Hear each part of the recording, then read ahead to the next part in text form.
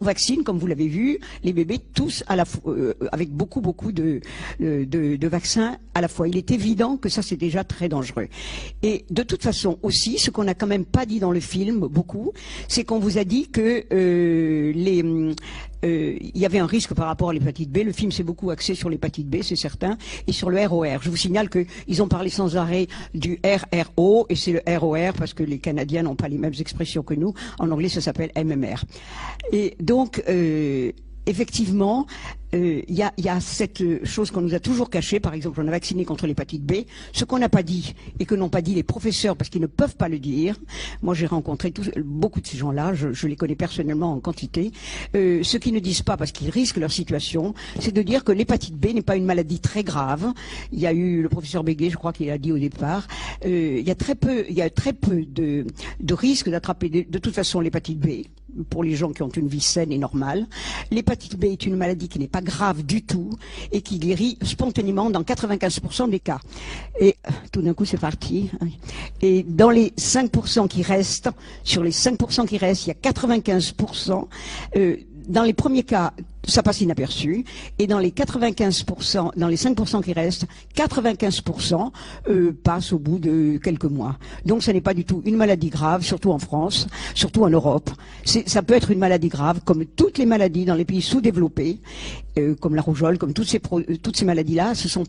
C'est pas la rougeole, ce n'est pas l'hépatite B qui tue dans les pays sous-développés, c'est le manque de soins, le manque d'hygiène, le manque de nourriture, c'est tout ça. Uniquement. Et la maladie n'est qu'un vecteur, n'est qu'un comment dirais-je, un détonateur pour tuer les gens. C'est tout. Il ne faut pas dire qu'on risque de mourir de l'hépatite B par rapport aux accidents qu'il y a eu.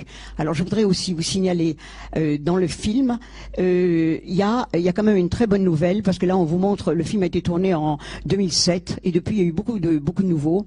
Le docteur Wakefield, que j'ai rencontré personnellement, je suis allé à Washington dans un grand congrès médical où tout le monde, il y avait les plus grands médecins du monde qui n'étaient pas à la solde de l'industrie pharmaceutique, et ces gens-là nous ont bien dit combien il y avait eu d'accidents, tous les drames qu'ils ont rencontrés. Ce qu'on ne dit pas, par exemple, c'est que Dan Burton, qui fait partie du Congrès américain, qui se bat, et ça je trouve que c'est très très bien, ce qu'on ne dit pas, c'est qu'il est rentré en guerre parce que deux de ses petits-enfants sont devenus autistes. Il y en a un qui est devenu autiste et l'autre qui a eu une autre maladie invalidante grave, une maladie auto-immune, après la vaccination. Là, il est entré dans la course. Et j'ai remarqué que la plupart des gens qui se battent contre ça sont des gens qui sont victimes eux-mêmes.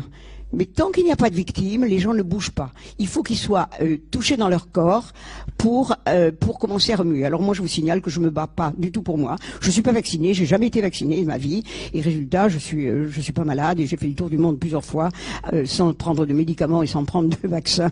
Et j'ai survécu à tout ça. Alors, ce qu'on ne nous dit pas non plus, c'est que justement, la plupart des gens qui ne sont pas vaccinés, on a fait des enquêtes énormes là-dessus, les enfants non vaccinés sont en bien meilleur état que les enfants vaccinés. Alors justement, je vais vous donner un exemple avec l'autisme. Il y a beaucoup d'autistes aux États-Unis, il y en a partout, excepté en France. En France, on vous dit que l'autisme est génétique, point. Aux États-Unis et en Angleterre, on sait que c'est à cause des vaccins. Alors, il y a eu, quand on a vu tous ces autistes, qu'il y a eu tous ces problèmes-là, il y a eu un journaliste américain qui s'appelle Dan Homestead, qui est allé faire une enquête en se disant, voyons, il faut quand même voir si les enfants vaccinés deviennent autistes, les enfants non vaccinés. Il y a autant d'autisme chez les enfants non vaccinés. Il est allé il a eu beaucoup de mal parce qu'aux États-Unis, les vaccinations sont quasiment obligatoires dans tous les États. Et il est allé faire une enquête parmi les Amish. Vous savez, les Amish sont des gens qui vivent avec les anciennes coutumes, ils ne vaccinent pas. Et dans une population de 20 000 Amish, ce qui est quand même pas mal, sur 20 000 Amish, il aurait dû trouver beaucoup d'accidents et d'autistes. Il a trouvé 4 autistes chez les Amish, en tout et pour tout. Sur les 4, il y en avait 3 qui avaient été vaccinés, bien qu'ils soient Amish, et un autre qui avait vécu auprès effectivement d'un générateur de mercure pendant des années. Donc, il s'est dit, c'est quand même très très important de voir que ces enfants qui ne sont pas vaccinés ne sont pas malades et n'ont surtout pas d'autisme. Alors il est allé dire ça à la directrice du CDC de l'époque, qui s'appelait Judy Geisberg, qui a été jetée du reste par Obama dès qu'il est arrivé au pouvoir. Moi, je me suis réjouie parce qu'elle lui a répondu. Elle a répondu à ce journaliste. Oui, c'est normal que les Amish ne soient pas autistes parce qu'ils n'ont pas les mêmes gènes que nous. Alors ce journaliste a ri en disant je ne savais pas du tout effectivement que les idées religieuses de quelqu'un pouvaient changer ses gènes. Alors comme elle l'a refusé, il est allé faire une enquête auprès d'une communauté qui ne vaccine pas non plus et qui n'est pas du tout religieuse là, qui s'appelle Home First, qui est à Chicago. C'est un ensemble de médecins qui soignent suivant les anciennes manières, c'est-à-dire que les enfants naissent à la maison, les enfants ne sont pas vaccinés évidemment, les enfants sont allaités au sein, et là, sur 35 000 enfants, il n'a pas trouvé un autiste, pas un. Alors il s'est dit, c'est peut-être grâce au lait maternel, parce qu'ils sont élevés comme ça. Or, il a remarqué qu'il y avait quand même des enfants qui avaient été élevés au lait maternel, mais vaccinés, eux, devenaient autistes. Donc il a vu que c'était pas du tout grâce au lait maternel, ça aide évidemment, mais c'est tout, que ces enfants n'ont jamais été autistes parce qu'ils n'étaient pas vaccinés. Donc il y a eu une énorme enquête qui a été faite. Aux États-Unis, ça, vous savez, il y a plus de 4500 enfants qui attendent des résultats. Vous avez vu déjà les protestations qu'il y a pu y avoir et autres. Alors pour ceux qui ils n'ont pas évoqué ça dans le film, parce qu'effectivement, moi, elle m'avait contacté, la réalisatrice, puis elle a trouvé que j'étais un petit peu trop catégorique, je lui ai fait peur. Et je vois pas en quoi c'était catégorique, parce que par exemple, elle n'a pas... il y a une chose très importante, oui, quand Wakefield, je ne sais pas si vous connaissez tous Wakefield, c'est un type vraiment formidable, c'est un médecin qui a vraiment pris son travail à cœur et qui n'est pas du tout, au départ, il n'était pas du tout contre les vaccinations. Et quand il a fait son enquête et qu'il a publié ses travaux dans le Lancet en 1998, tous ces travaux, il a publié avec 9 de ses collègues, ça a été admis par le Lancet, et tout ça s'est sorti. Alors évidemment, on est venu lui amener des enfants qui étaient malades, qui étaient ou autistes ou en voie de l'être, pour qu'il les étudie. Et tout ça, ça a continué jusqu'au jour où effectivement il y a eu trop de demandes d'enfants et il a voulu republier encore. Il avait 130 enfants qui étaient dans ses études et il a voulu le publier dans le Lancet. On lui a dit il n'en est pas question. Et il y a eu un scandale à ce moment-là et on l'a jeté hors du Royal Hospital. C'était un des plus grands hôpitaux de Londres qui s'appelle Royal Free Hospital. Il a été jeté du jour au lendemain comme s'il avait puisé dans la caisse. On lui a donné 24 heures pour déguerpir. Et à ce moment-là, son étude a été rejetée par le Lancet. Alors évidemment, tous les journaux français, toujours pareil, qui répètent comme des perroquets tout ce qu'on leur dit et toutes les bêtises qu'on peut leur dire. On dit le docteur Wakefield a été pourri, il a fait des études, il a touché de l'argent, etc. Or, ça n'était absolument pas vrai. Et ça vient d'être prouvé maintenant devant le GMC. Comme il a eu des gros problèmes, effectivement, il est parti aux États-Unis, où au début il a eu une offre de s'installer dans un hôpital pour enfants autistes, dont il a pris la direction pendant quelque temps. Puis maintenant, il a fondé sa propre fondation où il s'occupe de ses enfants.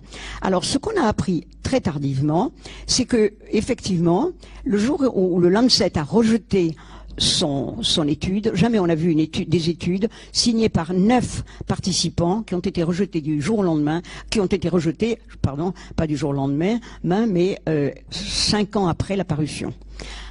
Alors ça, c'était déjà une chose louche et personne n'a compris pourquoi le Lancet l'avait rejeté. Et parmi les autres médecins qui avaient signé la publication, la plupart se sont démis en disant effectivement, nous nous retirons de la publication. On les a menacés, évidemment. Or, on vient d'apprendre, il y a à peine 2 ans, que lorsque le directeur du Lancet a rejeté la parution qui était vieille de 5 ans, il venait d'être nommé directeur non exécutif de SmithKline qui fabriquait le ROR. Alors ça, c'était déjà pas mal. Et donc, il était devenu directeur. Et pendant ce temps-là, il y a eu 2000 mères qui avaient déposé une plainte bien avant l'histoire de Wakefield, parce qu'elles avaient remarqué que leurs enfants devenaient autistes étaient malades après la vaccination du ROR. Ces mères ont reçu une lettre du directeur, du fabricant du vaccin, pour leur dire voilà, c'était pas eux qui écrivaient, c'était les avocats. Vous êtes en procès, vous nous faites un procès, vous allez le perdre forcément. Alors voici, vous n'êtes pas tous propriétaires de votre maison, vous allez être ruinés. Voilà un petit papier de désengagement, vous le signez, on vous laissera tranquille. Sinon, vous savez que vous serez absolument ruinés. Et malheureusement, sur ces 2000 mères, il y en avait 600 qui avaient été acceptés par les tribunaux. elles ont eu très peur. Vous savez que c'est par la peur que règnent tous les pouvoirs dictatoriaux. Donc ces mères se sont démises et ont accepté de ne pas les poursuivre. Et il y en a 10 qui ont continué. Moi, j'en ai eu 3 au téléphone.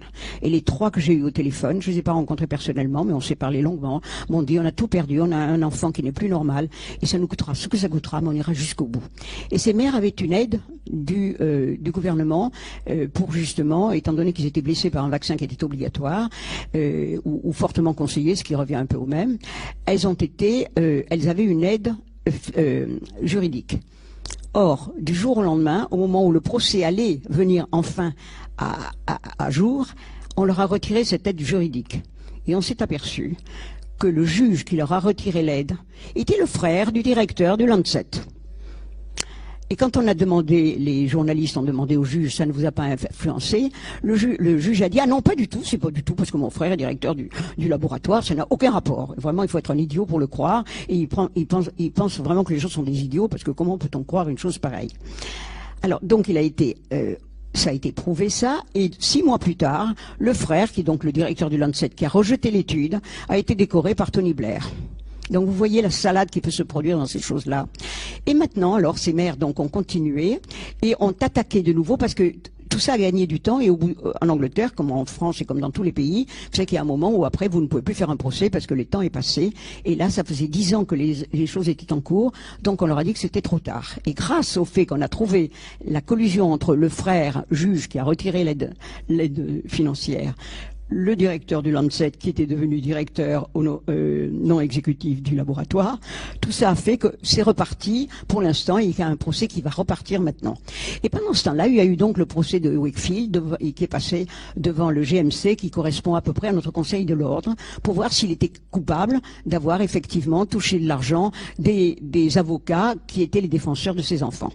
Il vient d'être prouvé, ça a 2 mois, ça date du mois de mars, je vous signale, ou déjà février, qu'il n'était pas coupable, jamais il n'a touché 1 centime de l'argent, qu'il n'a pas, tout ce dont on l'accusait était faux. Et on a appris effectivement que le type qui l'avait accusé, c'était un journaliste en particulier, toute l'enquête est venue de lui, qui était payé par le directeur du Daily Mail, parce que tout ça venait d'une enquête du Daily Mail, le directeur du Daily Mail que tout le monde connaît, on a entendu parler de lui, qui s'appelle Murdoch. C'est un des grands pontes des journaux en Angleterre. Il tient le Daily Mail et beaucoup de journaux. C'est son fils, qui était devenu aussi directeur, lui, je ne sais plus quel était son titre, mais toujours dans le même laboratoire, qui a engagé ce journaliste. Donc on vient de prouver, ça a quelques jours, c'est vraiment une nouvelle que je n'ai pas encore publiée où que ce soit, on vient de prouver qu'il était blanchi et qu'il n'avait jamais touché d'argent. Alors maintenant, le GMC doit se prononcer et le déclarer coupable ou non coupable. Et c'est un gros problème pour ces juges, parce qu'effectivement, si jamais ils l'accusent, ils ne peuvent pas l'accuser, puisqu'on a vraiment, en toute bonne foi, prouvé que c'était toute une manigance des laboratoires en collusion avec le directeur du Daily Mail et d'une grande partie de la presse anglaise. Si par hasard on blanchit, ils seront obligés de le faire, le Dr Wakefield, il est évident que ça montrera la collusion entre le gouvernement anglais et Tony Blair en particulier et les laboratoires et toutes ces choses-là. Donc ça va faire un scandale mondial. Et ça, j'en suis ravie parce que ça va bouger en France. Parce que vous savez que les Français ont publié. Il y a eu une publication dans Le Monde, surtout, absolument épouvantable. Moi, je voulais lui répondre, mais je n'avais pas le droit, n'étant pas de la famille de Wakefield.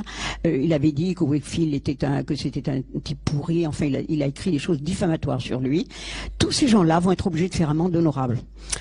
Et je vous signale qu'il y a comme ça une femme qui s'appelle Anne-Claire Sigrist, qui a une chaire de vaccinologie à Genève, qui a déclaré sur toutes les ondes et maintes fois que le docteur Wakefield était une pourriture, coupable de mort d'enfants parce qu'il avait arrêté, enfin à cause de lui, on avait un peu arrêté le ROR en Angleterre et ailleurs, et qu'à cause de lui, effectivement, il y a des enfants qui mouraient. Je vous signale au passage que cette femme a osé déclarer dans le journal de Genève, il y a quelques jours à peine, que si on ne vaccinait pas les enfants, leur espoir de vie, à 5 ans, la moitié des enfants seraient morts. Et ensuite, elle l'a écrit en première page du journal de Genève. Et ensuite, toujours dans la première page du journal de Genève, elle a dit, si on ne vaccine pas, c'est la limite d'âge de l'humanité sera l'espoir de vie sera 35 ans.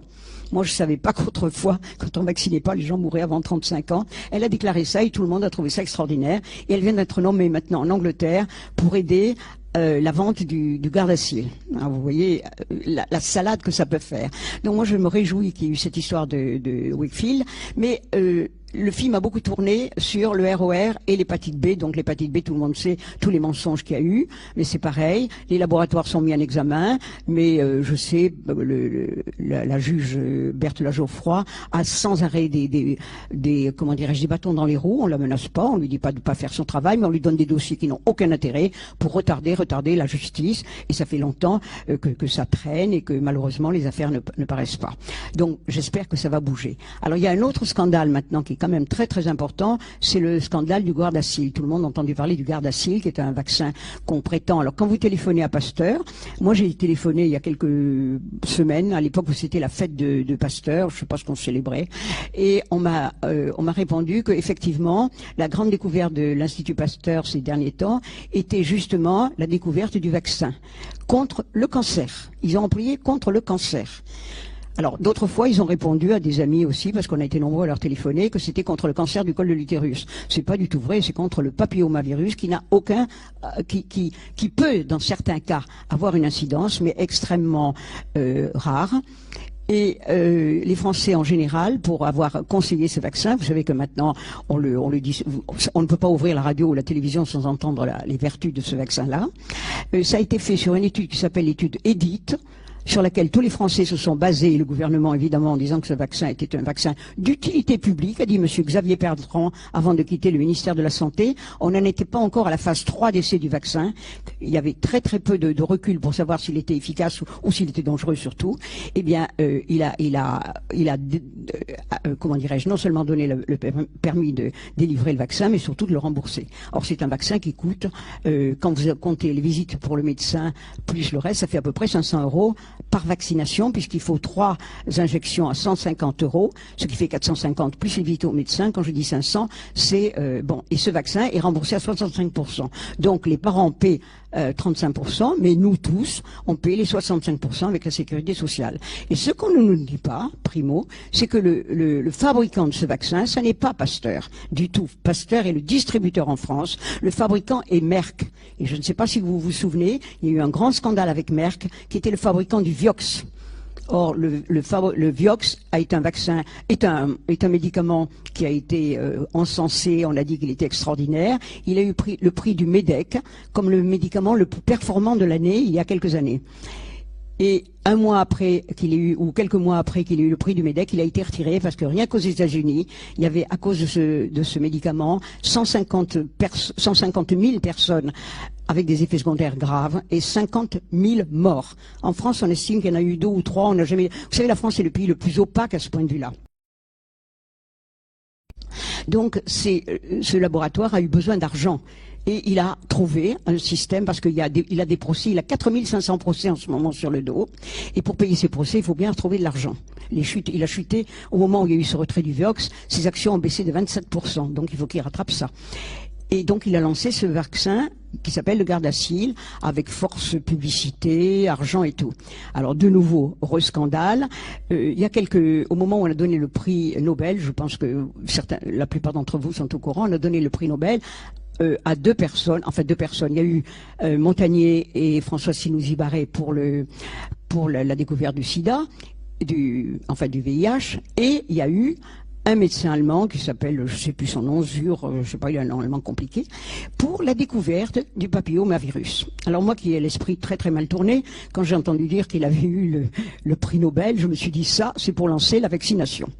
Et j'en ai parlé à des amis qui sont des chercheurs, qui sont tout à fait d'accord avec moi contre les vaccins, mais qui m'ont dit, oh là quand même, tu charries un tout petit peu, non quand même, le prix Nobel. Et j'ai même un ami qui est un grand ami de Montagnier, il m'a dit, écoute Sylvie, ne raconte pas n'importe quoi, j'étais à Stockholm avec Montagnier. Et si tu avais vu ces gens-là, je te garantis qu'ils sont au-dessus de tout soupçon.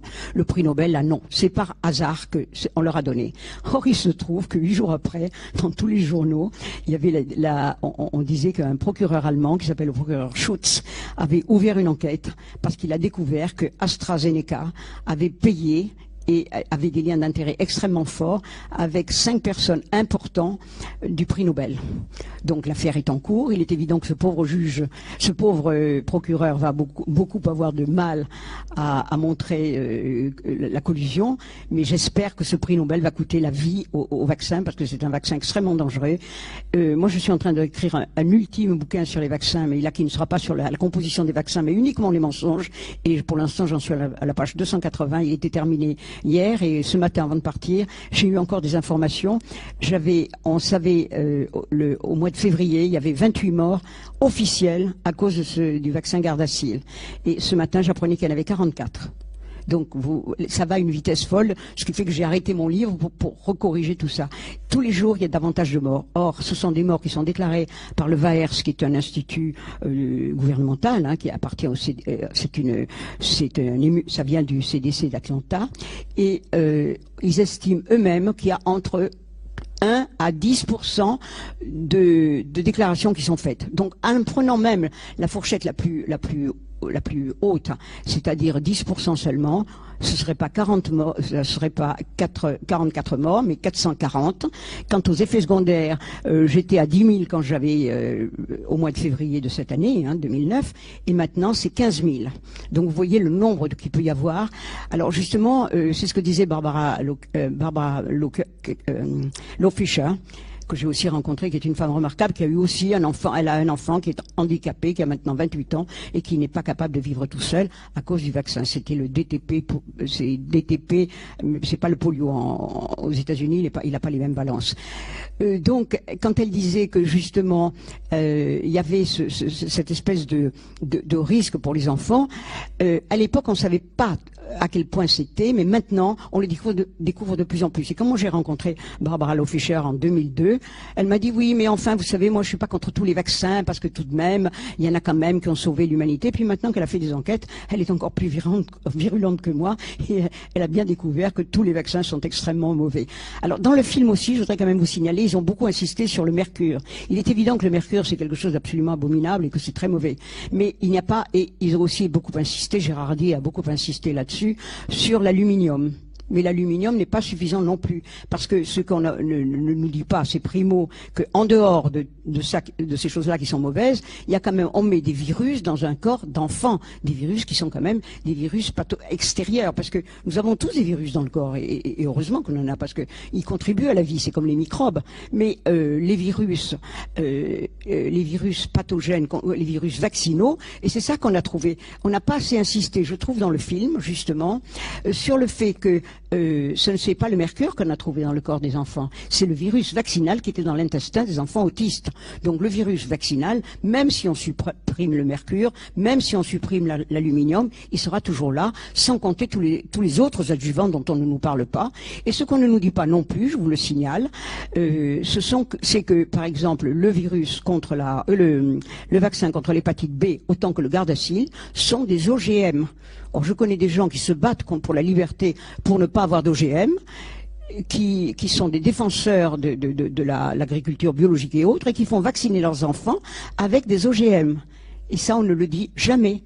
Or, le problème avec les OGM, vous le savez très bien, c'est que non seulement ça risque de toucher la personne qui est vaccinée, évidemment, mais surtout toute sa descendance. Donc, on est en train d'empoisonner l'humanité. Alors, je voudrais vous signaler encore, avant de vous donner la parole, qu'il y a aussi un problème, par exemple, on nous dit sans arrêt que la grippe est très dangereuse, et tous les ans, au mois de septembre, on entend, ou octobre, le vaccin nouveau est arrivé, dépêchez-vous, il n'y en aura pas pour tout le monde. Alors, il y a une étude qui a été faite, qui s'appelle le projet Cochrane, pour étudier comment dirais-je, l'efficacité des vaccins contre la grippe. Dont Gérard Hardy en a beaucoup parlé, puisqu'il a parlé de ce qu'il y avait dans tous ces vaccins-là.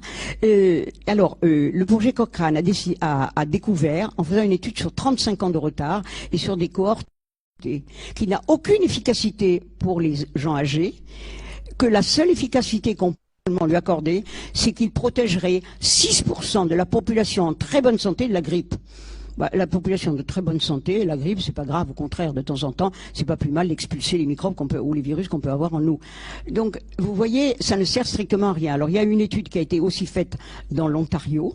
On a vacciné bénévolement 12 millions de personnes. C'est quand même pas mal, parce que pour dire qu'un vaccin est bon, vous avez entendu Dan Burton tout à l'heure qui a dit on a fait une étude sur 27 personnes, il y a 29 ans de ça, et avec cette étude-là, on a décidé que le vaccin était très bon, enfin que le mercure n'était pas dangereux. Là, il y a eu quand même 12 millions de personnes.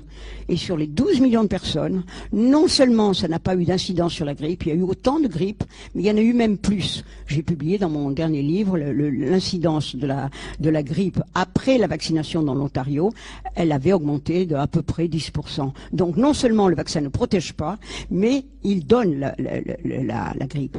Et alors, il y a aussi, pour vous montrer comment dirais-je, le manque de réflexion, c'est le manque de bon sens, on n'a pas besoin d'être médecin pour savoir ces choses-là. On a lu partout que grâce au vaccin contre la grippe, ça protégeait 50% des gens âgés de la grippe, c'est-à-dire que ça faisait baisser de 50% la mortalité chez les gens âgés. Or, chez les gens âgés, le pourcentage de mortalité par la grippe est de 5%. Comment est-ce qu'on veut, en prétendant, en ayant 5% de gens qui meurent de la grippe, dire que le vaccin protège 50% de la population des gens âgés? Or, il n'y a qu'un médecin américain qui a fait une étude là-dessus et qui est arrivé qui tout d'un coup s'est dit mais personne n'a pensé à ça. Or, quand on le dit aux gens, ils vous disent ah je connais pas cette étude, ils ne connaissent rien. Alors en vérité, en France, moi chaque fois que j'ai eu affaire à des gens qu'on dit importants, c'est-à-dire les blouses blanches qui décident tout, eh bien ces gens-là ne savent strictement rien. C'est pour ça qu'il ne faut pas toujours en vouloir aux médecins, il ne faut pas se dire que c'est la faute des médecins, c'est la faute de l'information.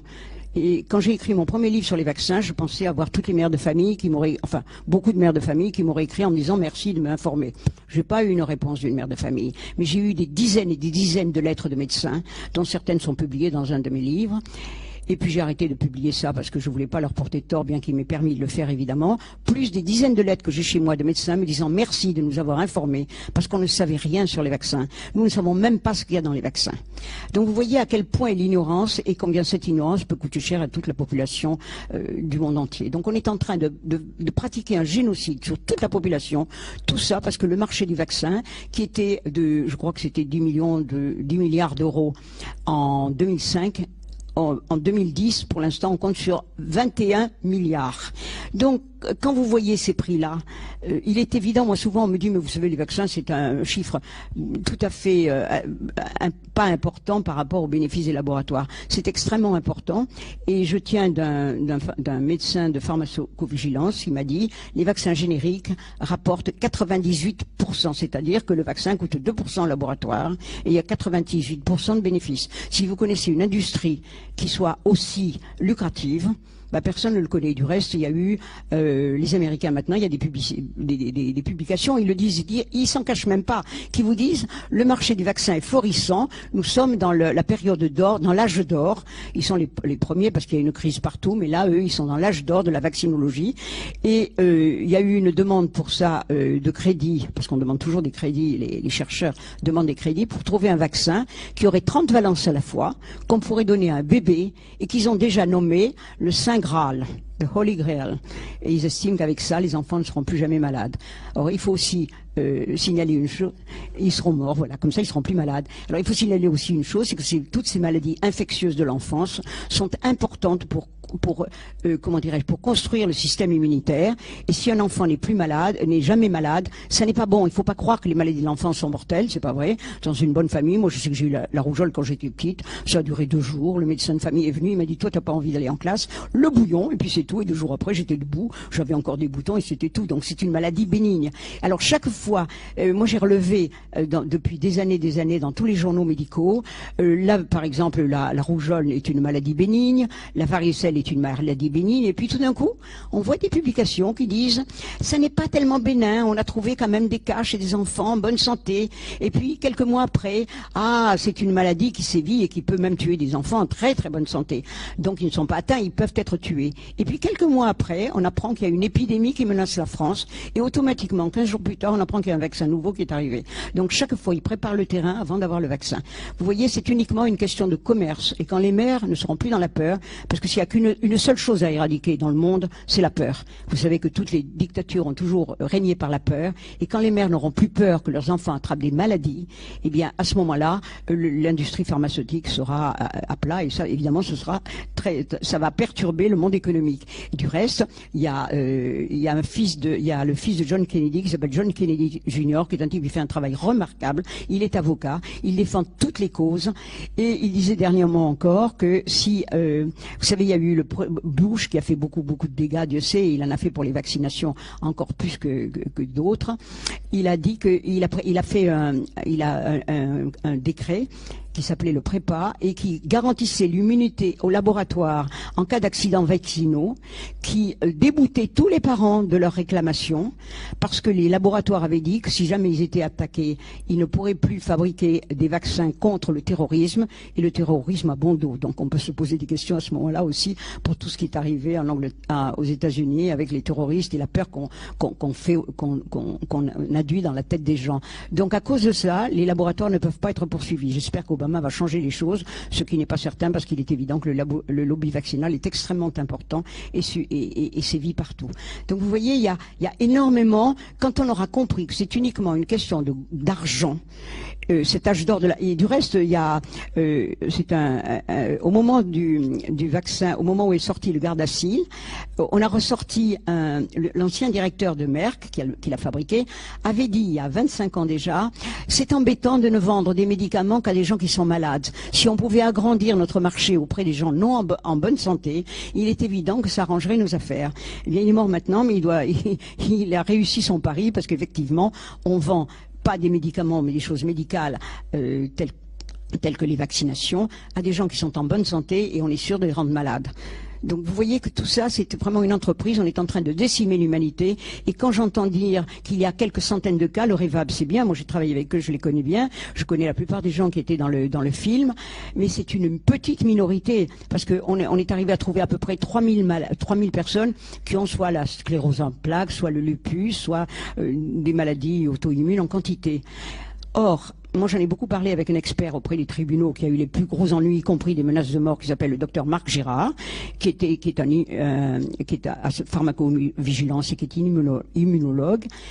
Il m'a fait remarquer qu'autrefois, il y avait environ, régulièrement en France, 20 000 scléroses en plaques. Tout de suite après la vaccination, c'est monté à 80 000. D'où viennent ces 60 000 augmentations?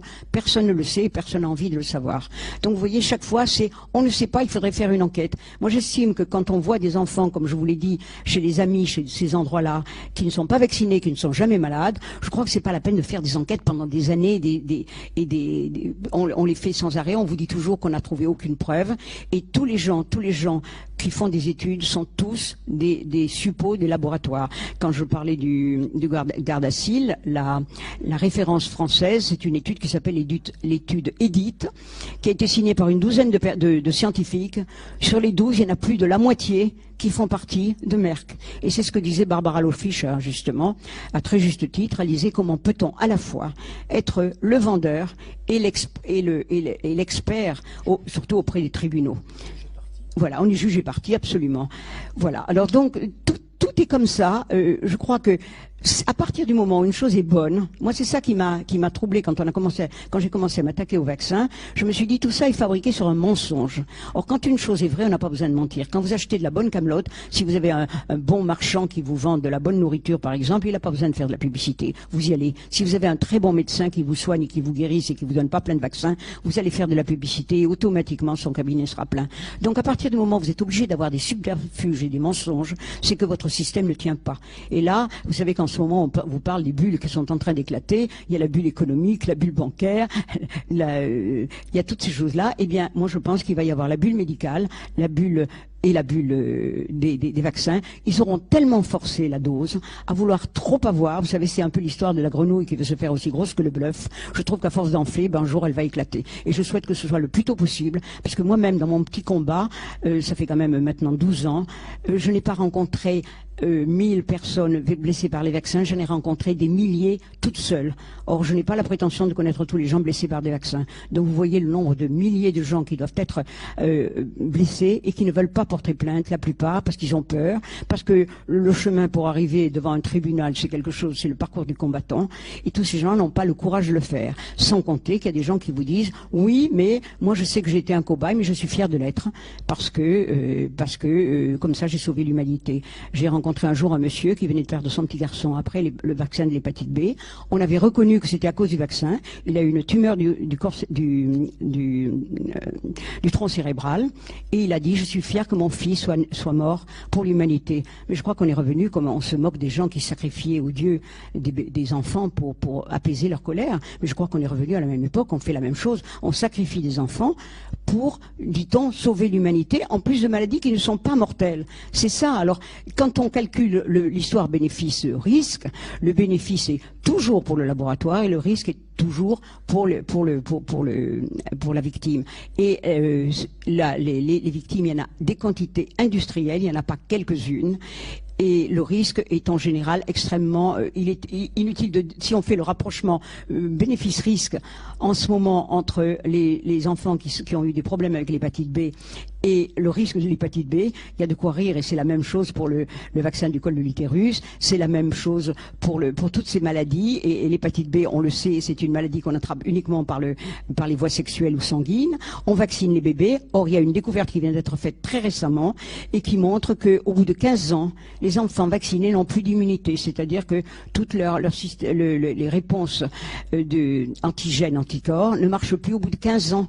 Donc, à quoi sert de vacciner des bébés de 2 mois si au bout de 15 ans, en admettant que le vaccin soit efficace, ce qui n'est pas du tout prouvé, et il est évident qu'à ce moment-là, ce ne sera plus utile quand ils auront une vie sexuelle. Donc vous voyez, c'est sans arrêt, ils sont dans l'illogisme pur, dans les contradictions pures, et on les prend sans arrêt en train de mentir. Du moment qu'ils sont des menteurs, je ne vois pas comment notre gouvernement, et comme tous les autres gouvernements, peuvent écouter des propos de menteurs et les conseils de menteurs, comme par exemple Merck, qui a été pris, il a été condamné par les tribunaux pour mensonge aggravé, et il continue à sévir.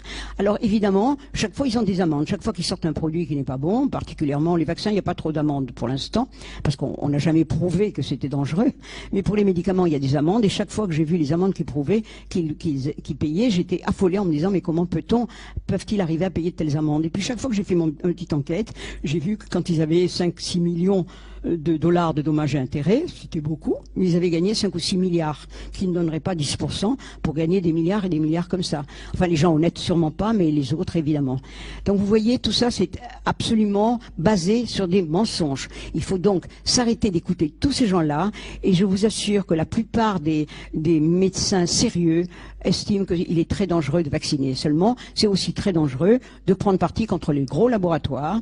Moi, j'en ai parlé avec des gens du gouvernement et du ministère de la Santé qui m'ont dit, mais oui, mais vous vous rendez compte, quand même, les laboratoires, dès qu'on retire un médicament, ils sont derrière nous, et un jour, et chaque fois que vous allez au ministère, par exemple, on vous dit, c'est l'AFSAP. Tout à l'heure, on nous a montré l'AFSAP, qui est notre comment dirais-je, instance qui dirige, enfin, qui donne des conseils au ministère de la Santé. À l'AFSAP, les chiffres varient, mais les 80% de l'AFSAP sont des gens qui sont payés par les laboratoires, de nouveau. Il n'y a jamais de gens indépendants. Alors évidemment, leur grande défense, c'est de dire, oui, mais les gens, les experts capables sont évidemment, travaillent pour les laboratoires. Non, tant qu'il y aura des experts payés par les laboratoires ou qui font partie du laboratoire, il est évident qu'on ne pourra pas savoir la vérité. Il faut qu'un jour la France, au lieu de dépenser des millions et des milliards pour vacciner contre la grippe qui ne sert strictement à rien, et ils le savent très bien, au lieu de vacciner les petites filles, je crois que le risque pour si le vaccin sauvait quelques personnes, ce qui n'est pas du tout certain, ce serait 100 personnes par an.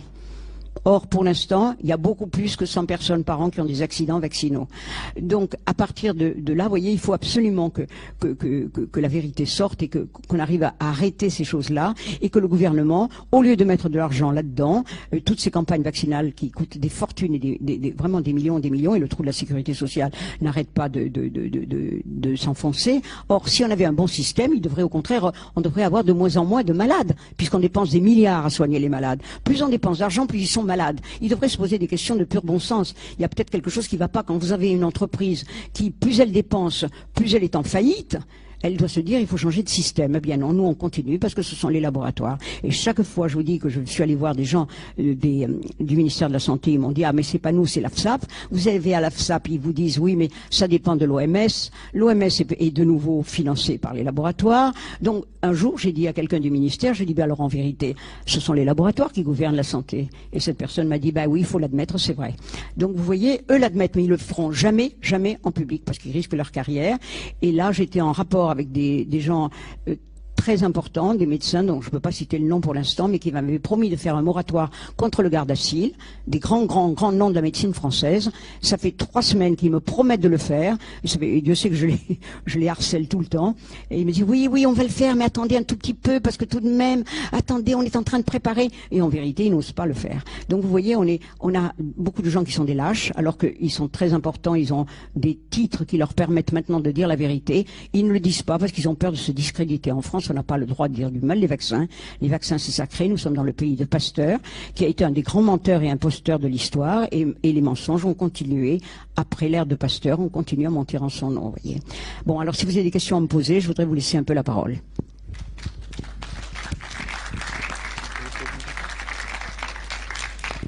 J'aimerais juste faire un petit résumé, enfin j'en ai pour 5 minutes, même pas, des quelques livres que j'ai lus sur la question, notamment ceux de Sylvie Simon, un petit best-of, et celui de Georges Blech, Les inventeurs de maladies, un célèbre journaliste allemand, très intéressant. Donc c'est très rapide. Hein. Bon, déjà pour ça, à savoir ce qui se dit, un homme en bonne santé est un homme qui a mal été examiné. Sympathique. Les gens bien portants sont des malades qui s'ignorent. Vous êtes tous malades. Vous savez que la médecine crée de la iatrogénie, c'est-à-dire qu'on peut rendre malades des gens en voulant les soigner. Ça existe, c'est pas très grave, mais maintenant ça dépend des chiffres. Aux États-Unis, 18 000 morts par médicament. En France, 18 000 morts par an se font par les médicaments. En Angleterre, 10 000. Aux États-Unis, 100 000. Avec 2 200 000 effets secondaires graves. Les seules revues indépendantes en France, indépendantes du lobby pharmaceutique, c'est Prescrire et Pratique. Le millier d'autres, il est financé par les industries pharmaceutiques. L'AFSAPS, comme elle l'a très bien rappelé, 80% de son budget provient de l'industrie pharmaceutique, de Big Pharma, ce qui est quand même assez hallucinant. Thierry Soucard l'a prouvé, il faut juste se renseigner. Cette industrie est extrêmement dangereuse, extrêmement méchante. Bon, déjà, elle vous exclut directement, hein, le Conseil de l'Ordre, qui est quand même une instance assez violente, assez radicale, vous exclut. Menaces de mort, assassinat, les récalcitrants sont mis au placard, Docteur Mesqui, Loïc Le Ribot, Beljanski, etc., etc. Il y en a des centaines à citer. La corruption ou la concussion, par exemple, de Francesco De Lorenzo, l'Italien ministre des Affaires ministre de la Santé, il a reçu 600 millions de lire pour généraliser le vaccin de l'hépatite B en Italie. Bon, il a été attrapé, il est en prison. Il est revenu au gouvernement depuis. Ah ben. En dessous. Bon, ça se recycle. Ça se recycle très vite, hein, c'est criminel. Ils mettent 10, 20 ans pour reconnaître la dangerosité d'un médicament. Par contre, il n'y a jamais de mise en examen. Ils ont même créé un nouveau principe assez extraordinaire qui devrait faire exploser tous les cerveaux sains d'esprit, responsables mais non coupables. C'est de la philosophie, je vous laisse méditer. Scandale médicamenteux, le tamoxifène, ça c'est énorme. C'est un anticancéreux. Mais qu'est-ce qui cause? Des cancers mammaires. Bien. Le Vioxx, on en a parlé. Le Distilbène, il est censé éviter les avortements spontanés. Mais qu'est-ce qu'il fait? Cancer de l'utérus, malformation, suicide. Le Prozac, 33 effets secondaires selon le Vidal, mais en fait 200 effets secondaires. Vous savez ce qu'il doit faire le Prozac? Éviter les suicides. Et pourtant, Lilly a caché que ça causait des suicides, ce qui est censé combattre le... Enfin, bon, bref. L'agréal, j'en ai parlé. La pilule que toutes les femmes prennent comme des Smarties, des Tic-Tac, cause une prise de poids, une fragilisation de tous les phaneres, circulation sanguine détériorée, adénome hépatique, cancer du sein, cancer de l'utérus, favorise la ménopause. Bon, la Ritaline, tous les enfants aux États-Unis sont sous Ritaline, c'est pas grave. En France aussi, ouais, mais beaucoup moins, 6 millions aux États-Unis. L'aspartame, que je vous encourage à vraiment vous en débarrasser, le E951, parce qu'on a trouvé une astuce pour que les gens ne reconnaissent pas ce qu'est l'aspartame, qui est de l'acide aspartique, phénylalanine et méthanol, qui se dégrade en formaldéhyde plus de l'acide formique, des poisons mortels, 92 effets secondaires, dont certains très graves, et qui est consommé à longueur de journée par tout le monde, et qui est utilisé dans des trucs, mais c'est inimaginable. Par contre, il y a un scandale d'aspartame qui est en train de sortir. Le docteur Chevalier en a parlé à la télé, le professeur Narbonne dernièrement, à la radio. Donc ça commence à sortir. Mais quand on en parle, quand on est les premiers à en parler, on passe pour des fous. Au niveau des vaccins, elle a rappelé Pasteur, quand on s'y intéresse, est un voyou. On peut le dire, vraiment. Hein, attendez, pour un vol de scooter, on appelle bien ça un voyou. Là, ça détourne des études, ça manigance, ça tue des gens, il a tué des gens.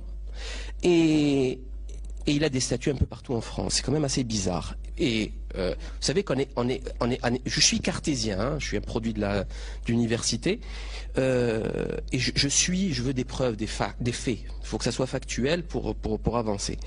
L'OMS dit en 87 que les risques de personnes qui sont vaccinées pour la rougeole, d'attraper la rougeole est 15 fois supérieur. Bon. C'est la maladie des vaccinés. On appelle ça la maladie des vaccinés aux USA. 15 fois supérieure. La Suède l'abandonne, l'Allemagne l'abandonne aussi. Son ministre de la Santé, qu'est-ce qu'il dit? Son efficacité médicale n'est pas prouvée, sa toxicité est démontrée. Pourtant, on continue. Qu'est-ce que le concept de la vaccination? C'est pas compliqué. On vous dit qu'il ne faut pas vacciner si on ne sait pas si le système immunitaire est défaillant ou pas. Le problème, c'est qu'il faut une année pour le savoir. Le problème, c'est qu'on injecte jusqu'à 9 vaccins le premier jour. Parfois. La première semaine. Donc ça n'a aucun sens. Ça n'a absolument aucun sens. C'est-à-dire que l'industrie pharmaceutique et les médecins ne sont pas conscients de ce qu'ils font. Je vais rentrer un petit peu dans les vaccins. La varicelle, qui est totalement bénigne et immunisante, quelques jours pour guérir. Pourquoi on vaccine? Quel est l'intérêt? Ça coûte des milliards, le trou de la Sécu. Du coup, comme il y a le trou de la Sécu, on va privatiser. Hein, bien sûr, c'est toujours les copains de ceux qui ont fait le trou de la Sécu qui vont privatiser. Hein, c'est comme la privatisation des autoroutes, etc. Hein. Le docteur James H. Shannon explique. C'est encore un docteur. Le seul vaccin sûr est un vaccin jamais utilisé. Intéressant. Je vous parlerai pas des chiffres de tous les accidents de 99 à 2002. C'est des dizaines de milliers, des centaines de milliers au total. Moi, mon préféré, c'est le tétanos. C'est un germe anaérobie. Donc, il ne peut pas se rencontrer dans le sang. Il va direct dans les nerfs. Et il est non contagieux. Donc, expliquez-moi l'intérêt de faire une vaccination de santé publique qui va protéger tout le monde. Il n'est pas contagieux. Donc, il ne saute pas d'une personne à l'autre. Donc, pourquoi on vaccine toute la population?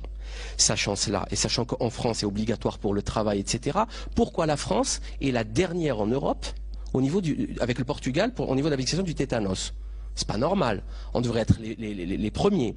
Si je vous cite rapidement j'ai presque fini les quelques effets secondaires du tétanos. Réaction aiguë choc anaphylactique, urticaire généralisée, syndrome de Lyell, déficit de coagulation, œdème, asthme et autres allergies, des réactions neurologiques encéphalites, syndrome de Guillain-Barré, syndrome de Landry, paralysie des nerfs respiratoires, névrite périphérique, douleur articulaire persistante, épilepsie, spasme tétanique, vascularite cérébrale, névrite péribrachiale, paralysie motrice des membres, paralysie du larynx, des complications cardiaques, infarctus du myocarde, tachycardie, etc., etc., etc., pour une maladie que vous n'allez même pas rencontrer.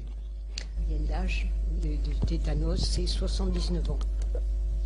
20 cas par an, 79 ans. Ah oui, oui, oui, oui. Bah, on les connaît, les chiffres, hein, des personnes. C'est-à-dire, il y a 20 personnes qui sont touchées par an et on va vacciner tout le peuple. C'est quand même bizarre. 80 ans en moyenne.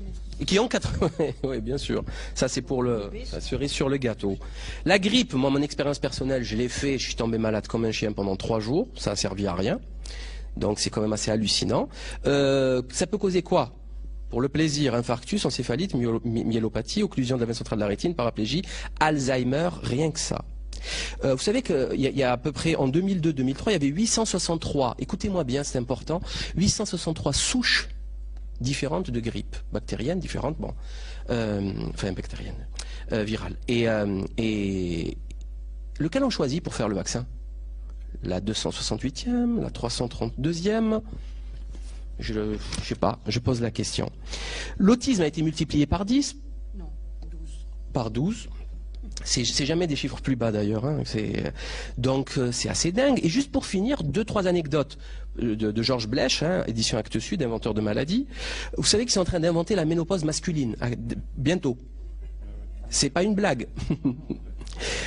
Ils inventent des maladies, le syndrome de Sissi, le syndrome de tigre en cage. C'est génial.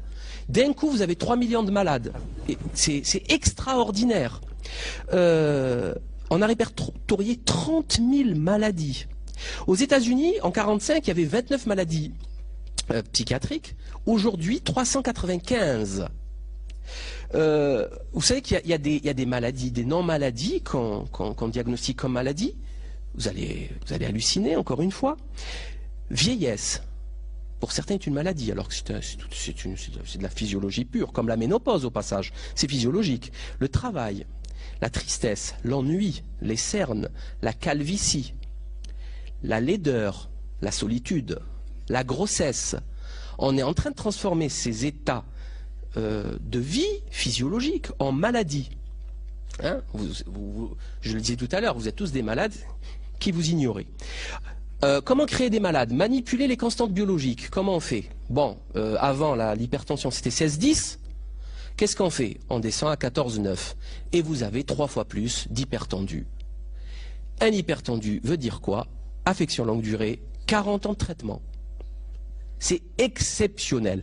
Bien sûr, ça ne fait pas... Ça, vous savez, vous connaissez le syndrome de la blouse blanche. Hein, il y a des malades, dès qu'ils voient le médecin, attention, elle monte à 20. Mais il se prendra un traitement pendant 40 ans hypertendu. C'est génial. C'est pratique. Vous savez que ces gens fabriquent des faux articles avec de faux journalistes, enfin des vrais journalistes, mais de faux médecins.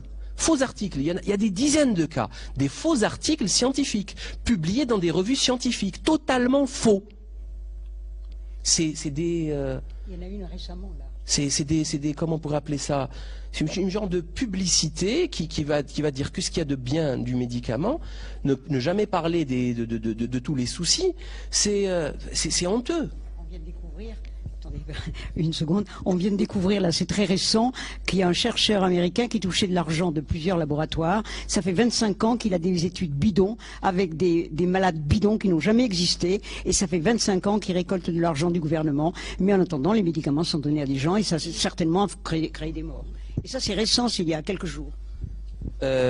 Donc tout ça pour dire que ah oui, autre chose, il y a un truc génial, c'est que vous savez que on en parlait, il y a de l'OGM dans les vaccins, il y a du thimerosal ou thiomersal selon les cas, il y a du sérum bovin, on ne sait pas d'où ça sort. Enfin, il y a l'histoire des vessies de juments. Enfin, c'est des trucs. Franchement, sincèrement, c'est massacre à la tronçonneuse, quoi. C'est une horreur. Hein.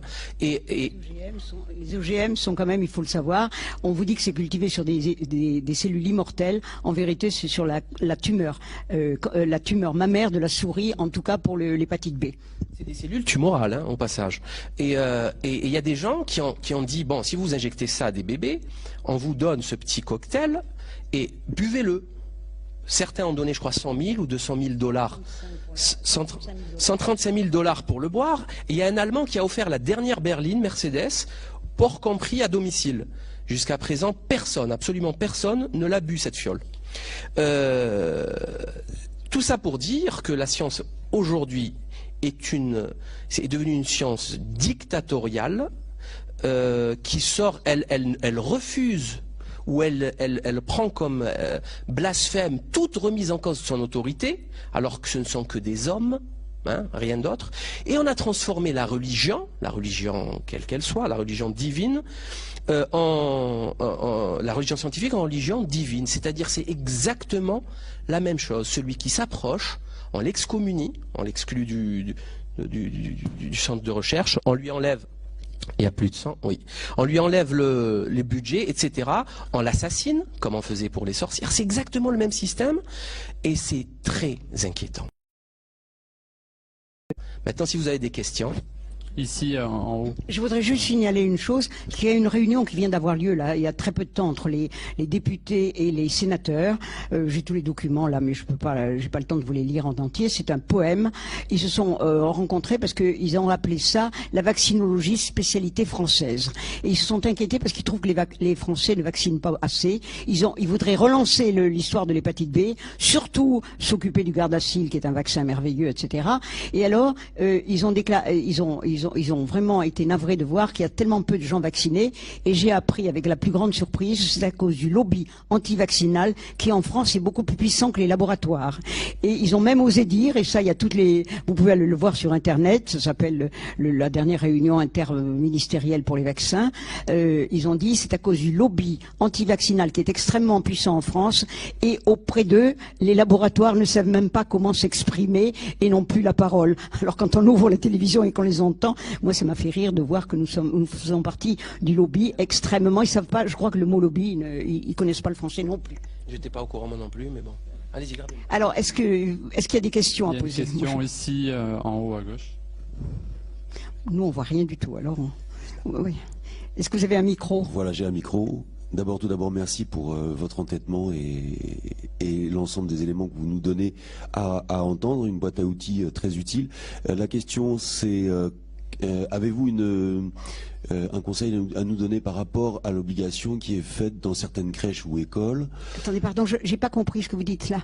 Y a-t-il une recommandation, quelques conseils à nous donner par rapport à l'obligation que font certaines écoles ou certaines crèches de la vaccination? C'est-à-dire pour rentrer un enfant dans certaines crèches, il est recommandé, mais fortement recommandé, voire imposé. Alors, le problème des crèches est spécial. C'est-à-dire que même s'ils ne peuvent pas vous imposer un vaccin, ils peuvent vous dire, ben oui, d'accord, c'est pas obligatoire si vous voulez, mais si vous le faites pas, je vous prends pas votre enfant à la crèche. C'est un chantage. On peut aller jusqu'à déposer des plaintes, et je connais des gens qui ont gagné en crèche.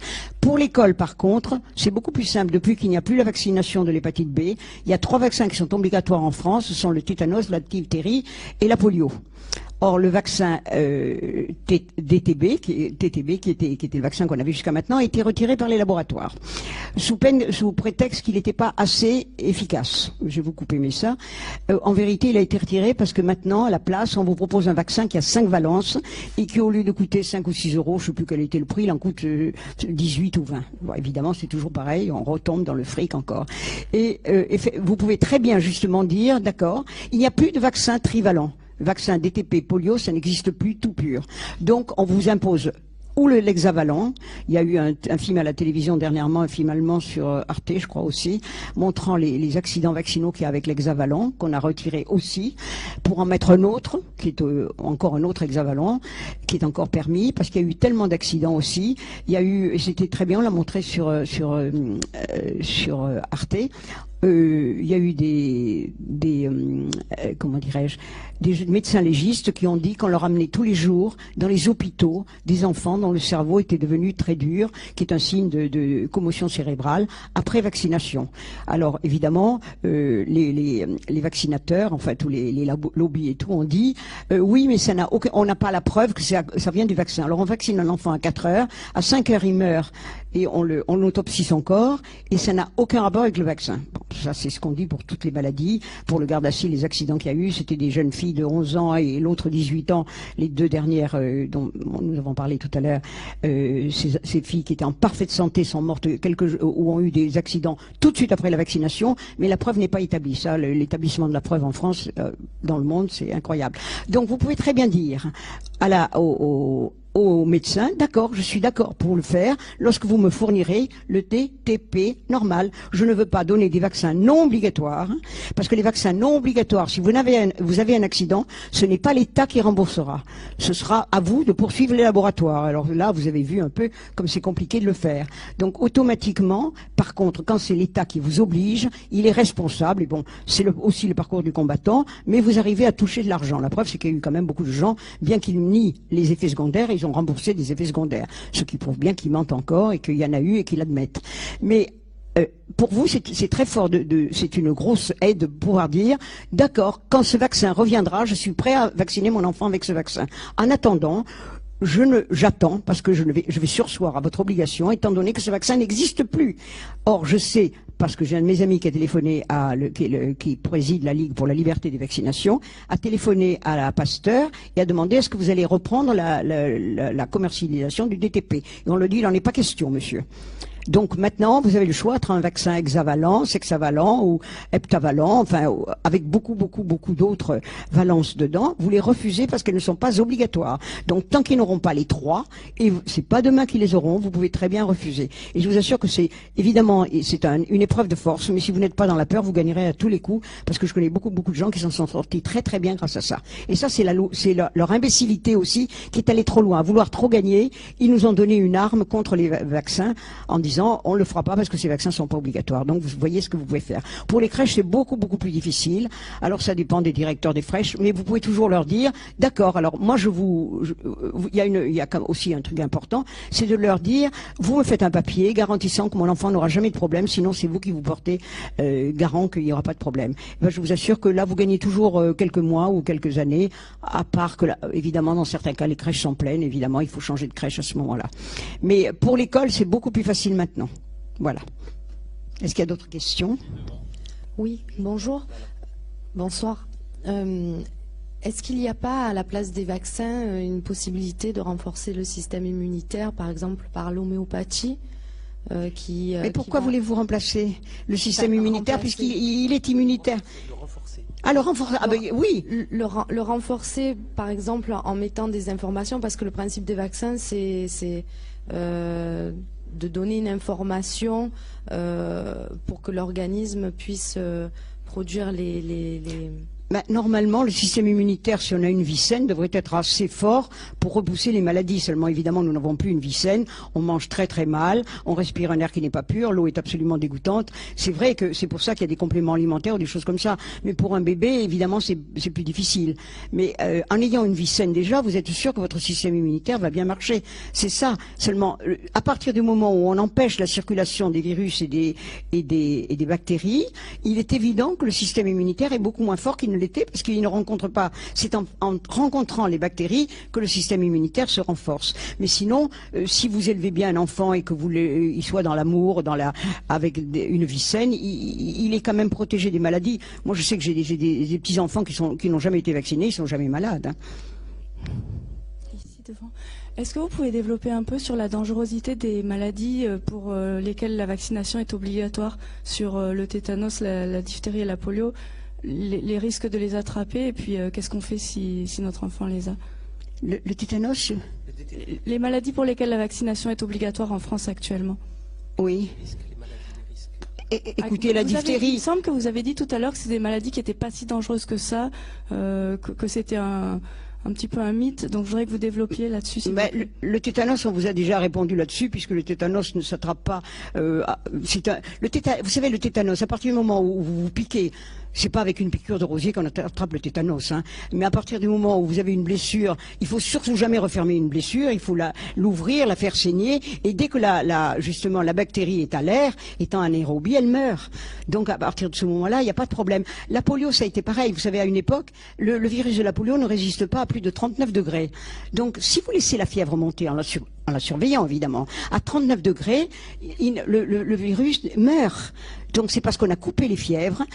Au début, il y a eu aussi la grande vogue, parce que chaque fois on a des modes dans la médecine, et puis tout d'un coup on s'aperçoit qu'on s'est trompé. On retire les choses, mais malheureusement les dégâts sont là. On a à une époque retiré les végétations et les amygdales des enfants qui étaient là comme protecteurs, et effectivement le virus de la polio a pu entrer beaucoup plus facilement. Et on a remarqué, il y a eu un travail remarquable fait par un médecin belge qui s'appelle Jean Pilette, qui a fait un travail sur la polio absolument remarquable, parce que dans son pays il n'y a que la polio qui soit obligatoire. Et il a remarqué que les membres qui étaient touchés par la polio étaient des membres qui avaient reçu des injections, soit d'un autre vaccin, soit des antibiotiques au moment où ça a été la grande mode des antibiotiques qu'on donnait par voie en piqûre. À ces endroits-là. Donc si l'enfant avait les amygdales enlevées ou les végétations en plus étaient vaccinées et on faisait couper la fièvre, c'est là qu'il y a eu des grandes épidémies de polio. Mais la polio, on ne risque plus rien. Maintenant, les seuls virus qui circulent sont des virus vaccinaux. Quant à la diphtérie, c'est vraiment une maladie qui a un peu disparu. C'est une maladie, toujours ces maladies sont des maladies sanitaires. Si les gens sont propres et ne boivent pas de l'eau dans des puisards ou des trucs comme ça, ils risquent pas d'attraper la diphtérie. Hein? Et une bonne alimentation, évidemment. À partir du moment où vous mangez, seulement évidemment, pour manger une bonne alimentation maintenant, il faut manger des choses biologiques, parce que sinon, évidemment, quand tout est entouré de pesticides, de produits chimiques, j'ai un ami qui m'a téléphoné il y a quelques jours en me disant, j'espère que tu ne manges jamais de pain qui soit pas bio. J'ai dit, bon, c'est rare, en général, je mange que des choses biologiques. Il m'a dit, parce que j'ai visité les grands moulins, et je te signale que dans les grands moulins, je leur ai dit un jour, mais la farine qui est là, et autrefois, pendant la guerre, on avait, quand vous gardez la farine très longtemps, on avait quand même des charançons, des choses comme ça. Il a dit, oh, vous risquez rien parce qu'on bazarde du DDT une fois par semaine. Donc, il n'y a aucun danger. Alors, vous voyez, il valait mieux manger des charançons, même si c'est pas très appétissant, que de manger des choses comme ça. Donc, à partir du moment où vous mangez sainement, où vous essayez de pas trop, de purifier votre eau, de faire des choses comme ça, vous ne risquez rien. Je crois que la chose la plus dangereuse, c'est d'avoir peur. À partir du moment où vous avez peur, vous êtes angoissé, vous déclenchez autour de vous une impression d'angoisse, et les enfants le ressentent. Et déjà, le système immunitaire. Vous savez que les Américains ont fait des grandes études sur le système immunitaire par rapport à la peur et par rapport à la joie et par rapport au rire et à tout ça. Et on s'est rendu compte que l'état moral des gens était très important pour le système immunitaire. C'était même plus une question de virus ou de bactéries, là. Il suffit de ne pas être dans la peur. Mais dès que vous avez peur, votre système immunitaire immédiatement chute. Donc il ne faut pas être dans la peur. C'est ce que je vous dis. Je crois que la chose la plus importante, c'est d'éradiquer la peur. Quand on aura éradiqué la peur, on sera beaucoup moins malade. Quand on ne sera pas vacciné, on sera beaucoup moins malade. Et quand on prendra le moins de médicaments possible, on sera beaucoup moins malade. Voilà. Bonsoir, bonsoir. Voilà, je voulais simplement intervenir pour deux choses. La première et la plus importante, c'était pour... J'entends très mal. Oui. Oui, je voulais intervenir simplement sur deux points. Le premier et le plus important, c'était parce que je voulais vous remercier infiniment pour ce que vous faites. Je suis médecin sur Marseille et j'ai été particulièrement troublé par toutes ces informations que je suis depuis quelque temps. Je suis sidéré du conditionnement qu'on a dans les facultés de médecine et le blackout total qu'on peut avoir au niveau des informations que vous nous apportez.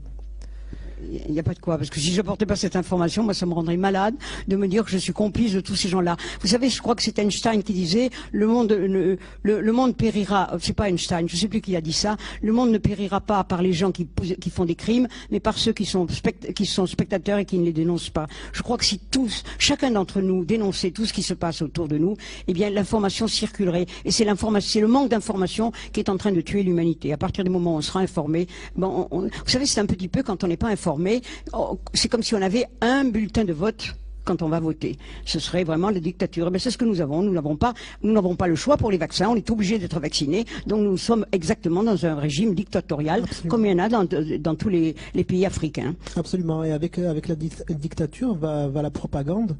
Et simplement, je voulais signaler la difficulté de faire passer ce message auprès de collègues médecins, d'une part. Et d'autre part, quand on arrive à les convaincre de venir à cette conférence pour ce soir, j'ai appris et j'ai vraiment été surpris d'apprendre qu'il y avait 2 conférences au sujet des vaccinations qui étaient faites par des laboratoires sur Marseille, et qui a débauché tous ses collègues médecins que j'avais mis quelques journées à convaincre de venir. Voilà, c'était simplement pour donner cette information et qui est assez troublante quand même. Mais oui, merci de votre témoignage. C'est intéressant. Oui.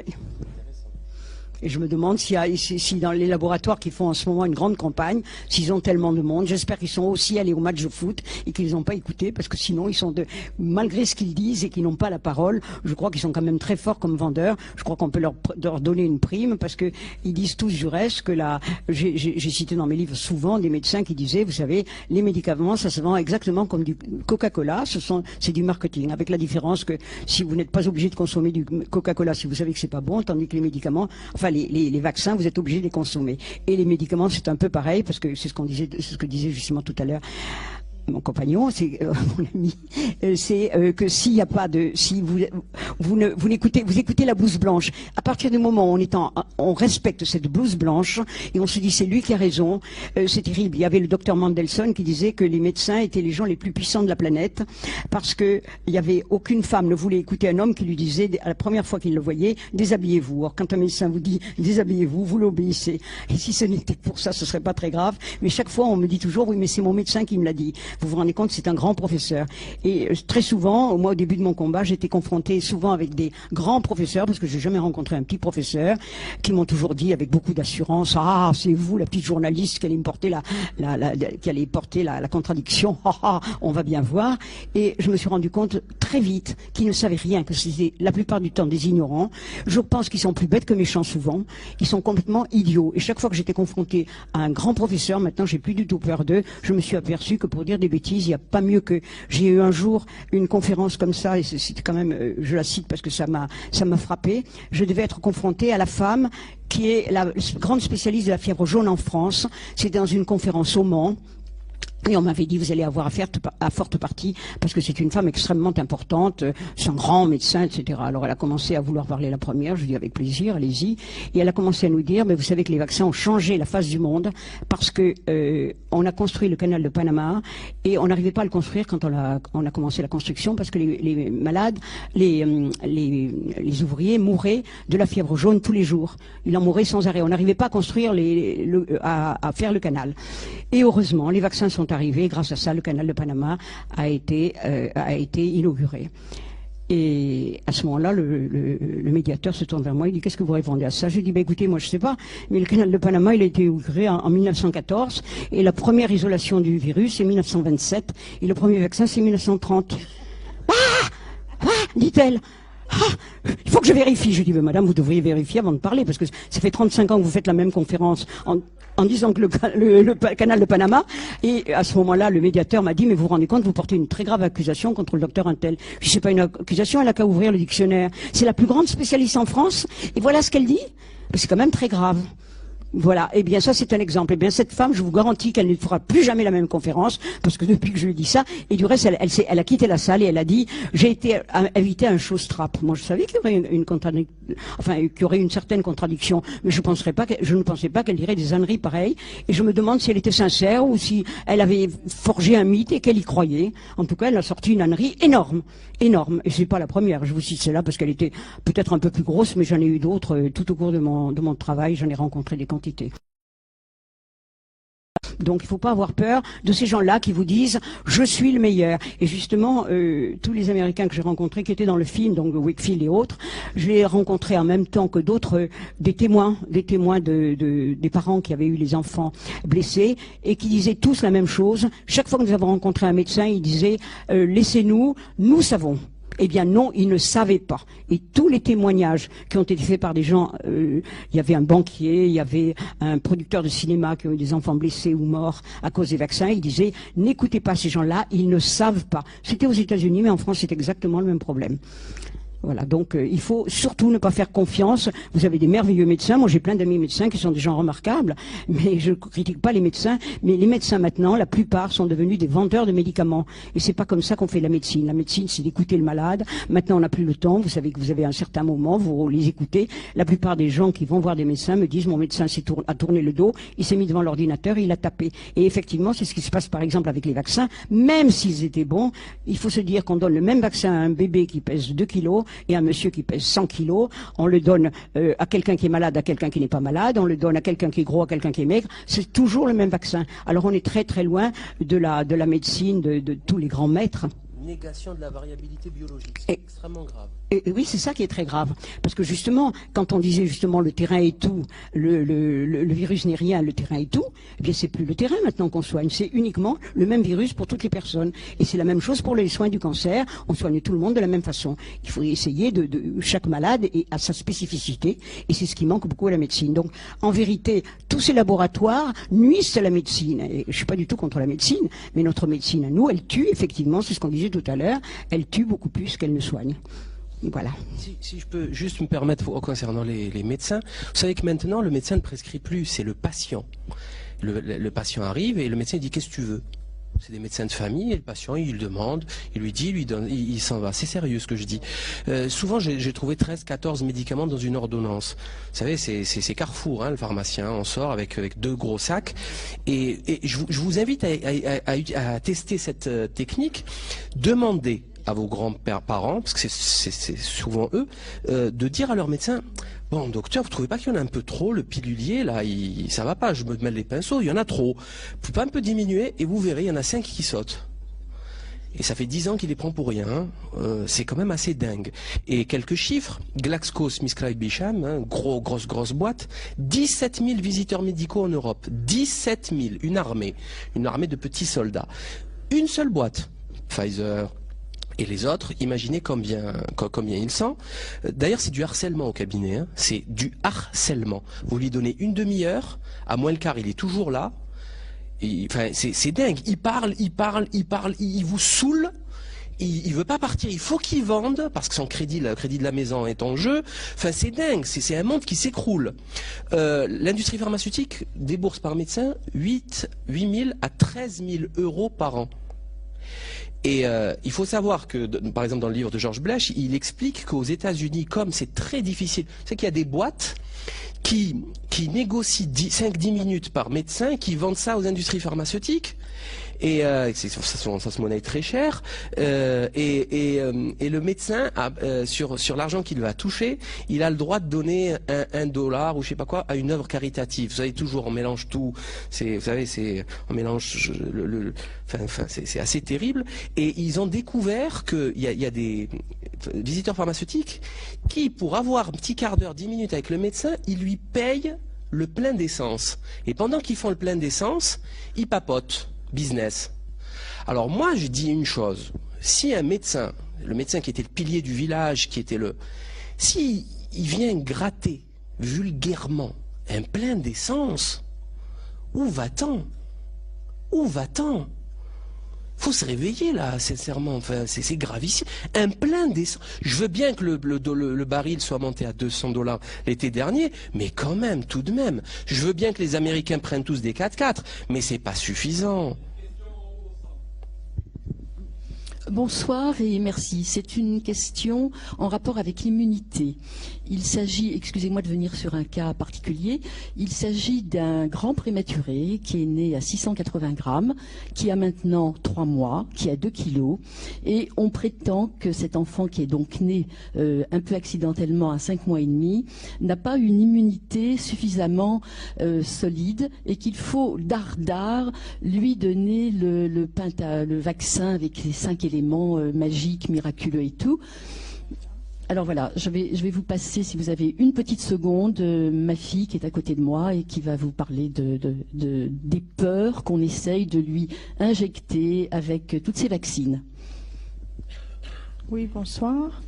Merci. Donc la question c'est simplement, c'est simplement de savoir si vous avez des informations concernant ce qu'on me dit, à savoir que le bébé, comme il est né prématurément, il lui a manqué 3 mois et demi de gestation, donc il n'aurait pas bénéficié d'une barrière immunitaire suffisante, et il faudrait le vacciner contre les 5 avant la sortie de l'hôpital, et il pèse que 2 kg 100, donc je suis un petit peu étonnée.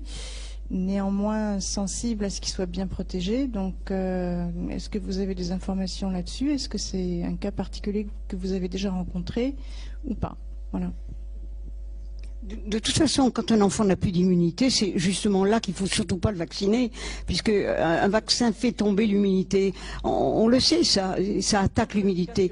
Donc c'est une contre-indication. Donc vacciner un enfant qui n'a plus d'immunité, c'est criminel. Criminel, il faut laisser au contraire l'immunité se réinstaurer. Et c'est ce que je disais justement avec les maladies infectieuses. Ce sont ces maladies infectieuses de l'enfance qui forgent le système immunitaire. C'est quand l'enfant rencontre un ennemi, si on peut dire, parce que le système immunitaire, c'est comme une armée, comme des soldats qui viennent à la rescousse de votre corps quand il est attaqué par un agresseur. Alors quand il y a un virus ou une bactérie qui se présente, si elle est pathogène évidemment, l'immunité se met en marche. Mais s'il n'y a plus d'immunité, je ne vois pas en quoi le vaccin peut rétablir l'immunité. On ne me dit pas qu'il n'a pas d'immunité, mais on me parle notamment ou qu'elle est très faible. De la méningite et de la coqueluche qu'il pourrait rencontrer dans ses premiers mois de vie. Je comprends mal. On me parle de la méningite et de la coqueluche notamment. Donc moi, comme j'y connais rien, je suis un peu hésitante. Donc il serait susceptible de rencontrer ce virus et de ne pas pouvoir se battre contre à cause de sa grande prématurité. Alors, la méningite, c'est le gros problème parce que justement, les vaccins donnent des méningites. Alors, on vaccine contre la méningite avec des vaccins qui donnent la méningite. C'est là qu'on est dans l'aberration totale. Dans le mythe. Et la coqueluche, bon, chez un petit bébé, elle est dangereuse, mais chez un enfant, elle n'est pas dangereuse. Alors maintenant, c'est toujours ça. Autrefois, les bébés qui naissaient avaient l'immunité de la mère. Maintenant, les mères n'ayant pas rencontré, étant elles-mêmes très vaccinées, n'ayant pas rencontré les maladies de l'enfance, ne donnent pas l'immunité à leurs enfants. Mais toutes ces maladies dont on vous parle, la coqueluche, on fait toujours peur avec tout ça, mais moi je comprends pas qu'on essaie de vacciner des enfants qui sont pas en pleine état. Le seul moyen de résister au vaccin sans avoir jamais d'accident, c'est d'être en pleine forme. Et si vous êtes en pleine forme, vous résistez aux maladies aussi bien qu'aux vaccins. Donc on est dans un cercle vicieux complet. Merci. Donc je peux pas, je sais pas qui sont ces médecins, mais moi je sais que je changerais de médecin s'il y avait des médecins qui faisaient. Oui. Vous savez que le système immunitaire, enfin un bébé, quand il naît, il se défend avec les immunoglobulines de sa mère pendant à peu près 6 mois. Vous voyez la courbe diminuer, c'est très clair. Et il met à peu près 6 ans pour avoir un système immunitaire mûr. Donc vous pouvez m'expliquer pourquoi on les vaccine à 1 semaine, 2 semaines, alors que le système immunitaire à qui on donne l'ordre de reconnaître l'antigène pour fabriquer des anticorps, il n'est pas assez mûr. Déjà rien que là, vous avez une contradiction intellectuelle lourde, importante. Et bien sûr, on vous dit que si le système est déficient, ne pas vacciner. Contre-indication, c'est-à-dire que vous ne pouvez même pas vous retourner contre l'industrie pharmaceutique puisqu'elle a écrit. Donc c'est voilà quoi. Et autre chose, si vous permettez, on n'est pas là en train de faire des diagnostics. On n'est pas là en train de faire des traitements, de faire des ordonnances. C'est juste ayez les informations et prenez votre décision. Mais ayez toutes les informations. Voilà, c'est ça qui compte. Et après, il va falloir, je suis désolé de vous le dire, prendre une décision toute seule comme une grande. Et là, ça va être difficile. C'est là que ça se joue. Tout se joue à ce moment-là. C'est qui croire? Et là, ça se complique. Je pense que dans certains cas, il ne faut pas hésiter à trouver un médecin qui accepte de dialoguer avec vous, parce que la plupart des médecins vous prennent on donne l'impression qu'ils prennent vraiment les patients pour des idiots ou les parents des enfants pour des idiots. Et étant donné leur connaissance, ils ne vous donnent aucune explication. Essayez de trouver un médecin avec lequel vous pourrez dialoguer. En vérité, il n'y a que les médecins avec lesquels vous pouvez dialoguer. A priori, ce sont des homéopathes. Bon, maintenant, il y a d'autres médecins qui ne sont pas homéopathes et qui sont de merveilleux médecins, mais il y en a de moins en moins. Donc, l'important, je crois, c'est de trouver le bon médecin. Et puis, une fois que vous en avez trouvé un, vous ne le lâchez plus, hein, parce qu'il y en a très peu et ça se rétrécit de plus en plus. Question au centre, au milieu. Bonsoir, ici. Oui, je vois. Alors, par ici plutôt, mais d'accord. Alors ici, on est un petit groupe des étudiants en médecine. Alors moi personnellement, je suis en 5e année, j'ai pas trop d'expérience. J'ai suivi les cours à la fac, mais alors je suis quand même étudiant et j'ai pas assez d'expérience. Mais alors, si je vous ai bien compris, vous avez fortement critiqué surtout les vaccinations contre le polio et le tétanos. Pas plus que les autres, hein. Alors, ce que j'ai appris à la fac, personnellement, et je pense que je peux parler pour mes amis. Alors, on a appris, par exemple, que pour le tétanos, c'est une vaccination qui protège à 100%. Et c'est quand même dû à cette vaccination qu'en France, et moi, personnellement, je viens de l'Allemagne, qu'il y a très, très peu de cas de tétanos. Par rapport à, par exemple, le tiers-monde, où il y a plein de cas. Moi, j'ai une amie qui était au Sénégal, qui a vu plein de cas de tétanos là, parce qu'ils n'ont pas une vaccination pour chacun. Deuxièmement, laissez-moi finir s'il vous plaît. Deuxièmement, le polio, je crois que le polio en Europe, ça n'existe pas. Et qu'est-ce que vous pensez? C'est dû à quoi? Je pense que ça c'est plutôt dur aux vaccinations. Alors je veux pas dire. Alors vous pouvez commenter. Je suis très curieux parce que j'en sais rien comme je vous ai dit, mais c'est ce que nous avons appris à la fac, quoi. Et alors voilà. Qu'est-ce que vous dites? Vous dites vous-même qu'il y a beaucoup plus de cas en Afrique parce qu'il n'y a pas de vaccination. Non, il y a beaucoup plus de cas de tétanos en Afrique parce qu'il n'y a pas d'hygiène. Les gens se baignent dans des eaux qui reçoivent toutes les pollutions, toutes les défécations de tout le monde, etc. C'est uniquement, il y a l'alimentation. Ce sont des gens qui sont vraiment, leur état immunitaire est très bas là-bas parce que justement, ils vivent dans d'abord des pays où il y a toujours des guerres endémiques, où il y a des quantités de maladies endémiques, il n'y a aucune hygiène, ils mangent très peu et très mal, et l'eau est complètement polluée. Et il y a eu un médecin qui a écrit un livre, il était professeur à la faculté de médecine de Paris, je ne sais plus laquelle, et à Tunis. Il s'appelle Bouguera, et il disait, on a dépensé énormément d'argent pour donner des vaccinations au tiers-monde, on aurait mieux fait d'envoyer de l'eau propre, de leur apprendre à faire des choses correctes, à donner une nourriture correcte, à avoir des installations sanitaires, et à ce moment-là, il n'y aurait plus de maladies. Donc c'est pour ça qu'il y a davantage de tétanos dans ces pays-là. On le sait qu'il y en a beaucoup plus. Mais ça n'est pas parce qu'ils ne sont pas vaccinés. C'est parce que uniquement ils n'ont pas une vie saine. Parce qu'il n'y a pas de raison qu'il y en ait plus là-bas qu'ici. C'est pas parce qu'on est vacciné. Autrefois, on n'était pas. Moi, je suis pas du tout vacciné. J'ai jamais eu peur du tétanos. Je passe mon temps à jardiner en mettant uniquement, justement, du fumier de cheval. J'ai jamais eu peur du problème. Et la vaccination. En Afrique, il y a aussi la vaccination néonatale. Alors ça, je vous signale qu'en Afrique, je ne sais pas si on vous l'a appris à la faculté, les femmes qui accouchent, elles n'ont pas tous les moyens, surtout dans l'Afrique profonde, d'aller à l'hôpital ou dans les cliniques ou dans les endroits où on pourrait les accoucher normalement. Pour couper après le cordon, on met en général des crottins d'animaux, de vaches, de la bouse de vache sur le nombril. Et alors c'est à ce moment-là, c'est justement le tétanos néonatal, mais c'est pas le tétanos qu'on attrape parce qu'on a une épine de rosier dans la main. Alors donc vous voyez, le tétanos, c'est déjà l'Afrique, c'est un. Je peux répondre à votre commentaire? Alors, d'après ce que je sais, les germes de tétanos, ce sont des germes qui existent partout dans le monde. C'est pas une question des sales rues, de n'importe quoi en Afrique. Ça existe aussi dans notre terre partout. Ce sont des germes qui existent partout. C'est pas question d'Afrique ou Europe. On peut s'infecter avec les germes de tétanos aussi en Europe. Et alors, alors, qu'est-ce que vous dites? Mais non, mais même s'il y avait du tétanos en Europe, parce que de toute façon, les germes, c'est pas les germes, ils vous attaquent, ils ne vous attaquent pas, ils sont des témoins, parce qu'on vous apprend la théorie pastorienne, mais si vous aviez étudié l'existence de certains chercheurs qui ont, c'est ce que on disait tout à l'heure, le terrain est tout, le microbe n'est rien, donc si le terrain était solide, les germes ne vous attaquent pas. Moi, j'ai fait le tour du monde dans des conditions parfois très peu saines, j'ai jamais eu peur d'attraper une maladie, j'ai jamais été vaccinés. J'ai eu une mère et un médecin merveilleux de famille qui ne nous vaccinait pas parce qu'il a toujours trouvé que la vaccination était idiote. Et dans ma famille où personne n'est vacciné, on a vécu souvent dans des conditions extrêmement précaires, dans des pays étrangers, en Afrique ou ailleurs. On n'a jamais attrapé ces maladies-là. C'est uniquement une question d'hygiène et de système immunitaire. On en revient toujours au système immunitaire. Les germes, il y en a partout de toute façon. Un jour, j'ai un monsieur dans une conférence qui m'a dit, mais vous vous rendez compte des microbes, je voudrais pas en avoir dans mon corps. Je dis, mais monsieur, vous en avez beaucoup plus que des cellules, des microbes. Donc le microbe il vous attend pas au coin de la rue pour vous attaquer. Si on vous apprend ça à la faculté, je trouve ça très triste quand même. Parce qu'il y a une quantité de médecins qui ont... Est-ce que vous avez entendu parler de Béchamp? Béchamp, ça me dit rien du tout. On vous a jamais parlé de lui?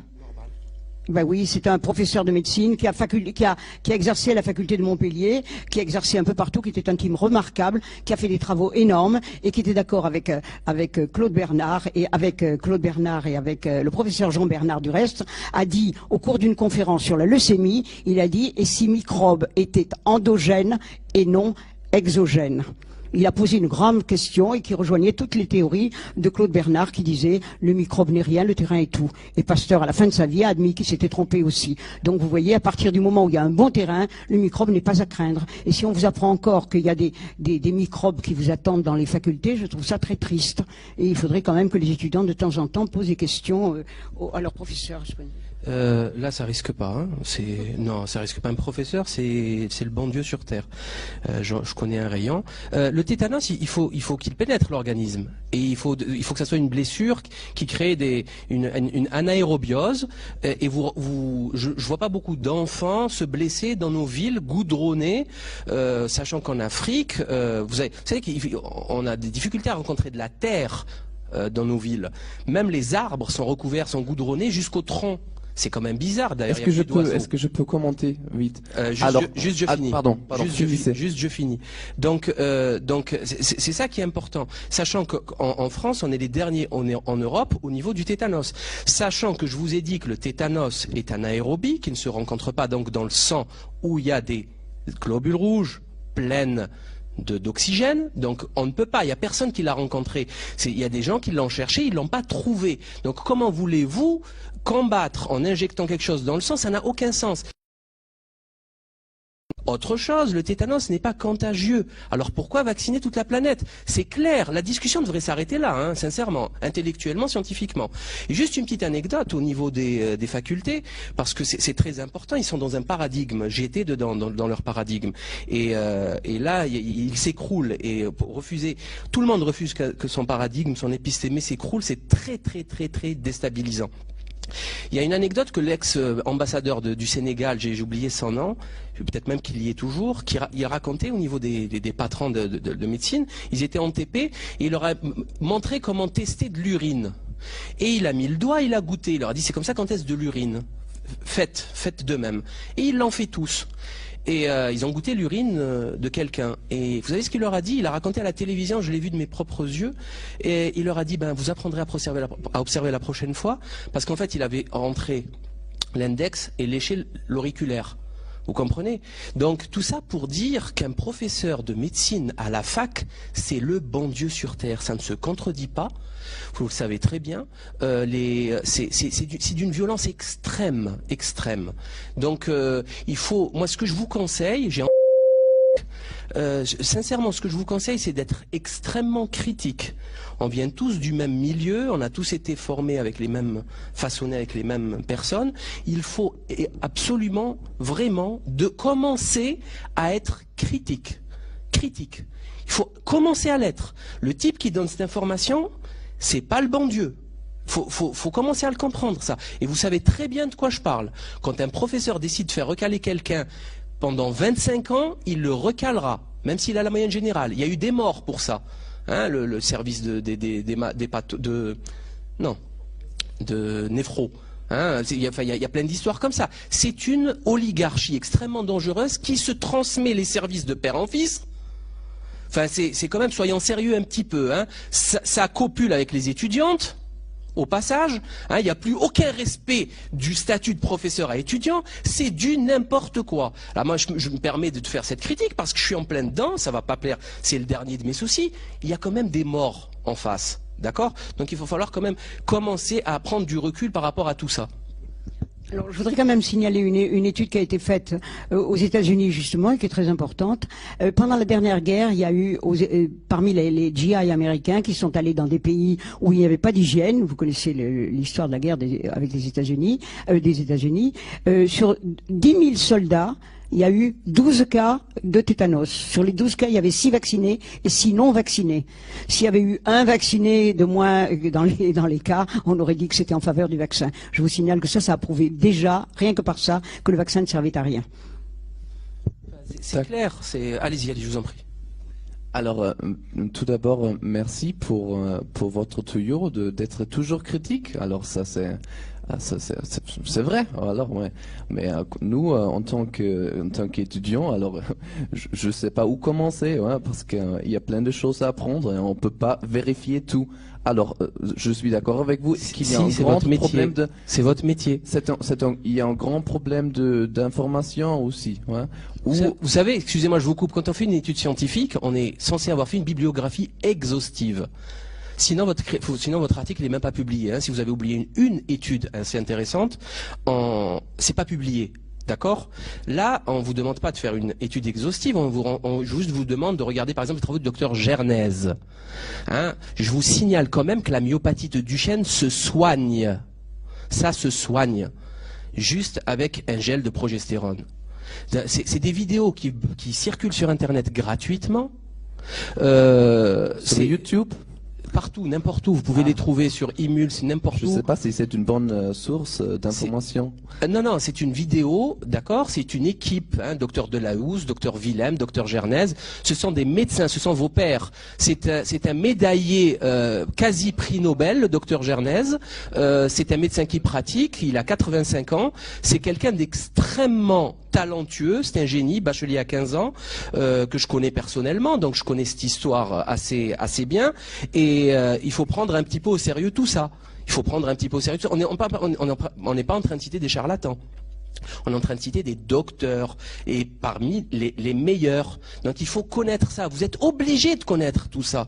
Ça fait partie de ce qu'on demande à un professionnel. C'est l'excellence. Alors ça se dit facilement, mais en pratique ça reste dur quand même. Ben, pourquoi je connais moi? Comment j'ai fait pour les connaître? Ben, je me suis intéressé, la curiosité. J'aime bien gratter. Et faites de même. Je vous garantis que c'est très simple. Je sais. Alors, je suis d'accord qu'il faut bien s'informer.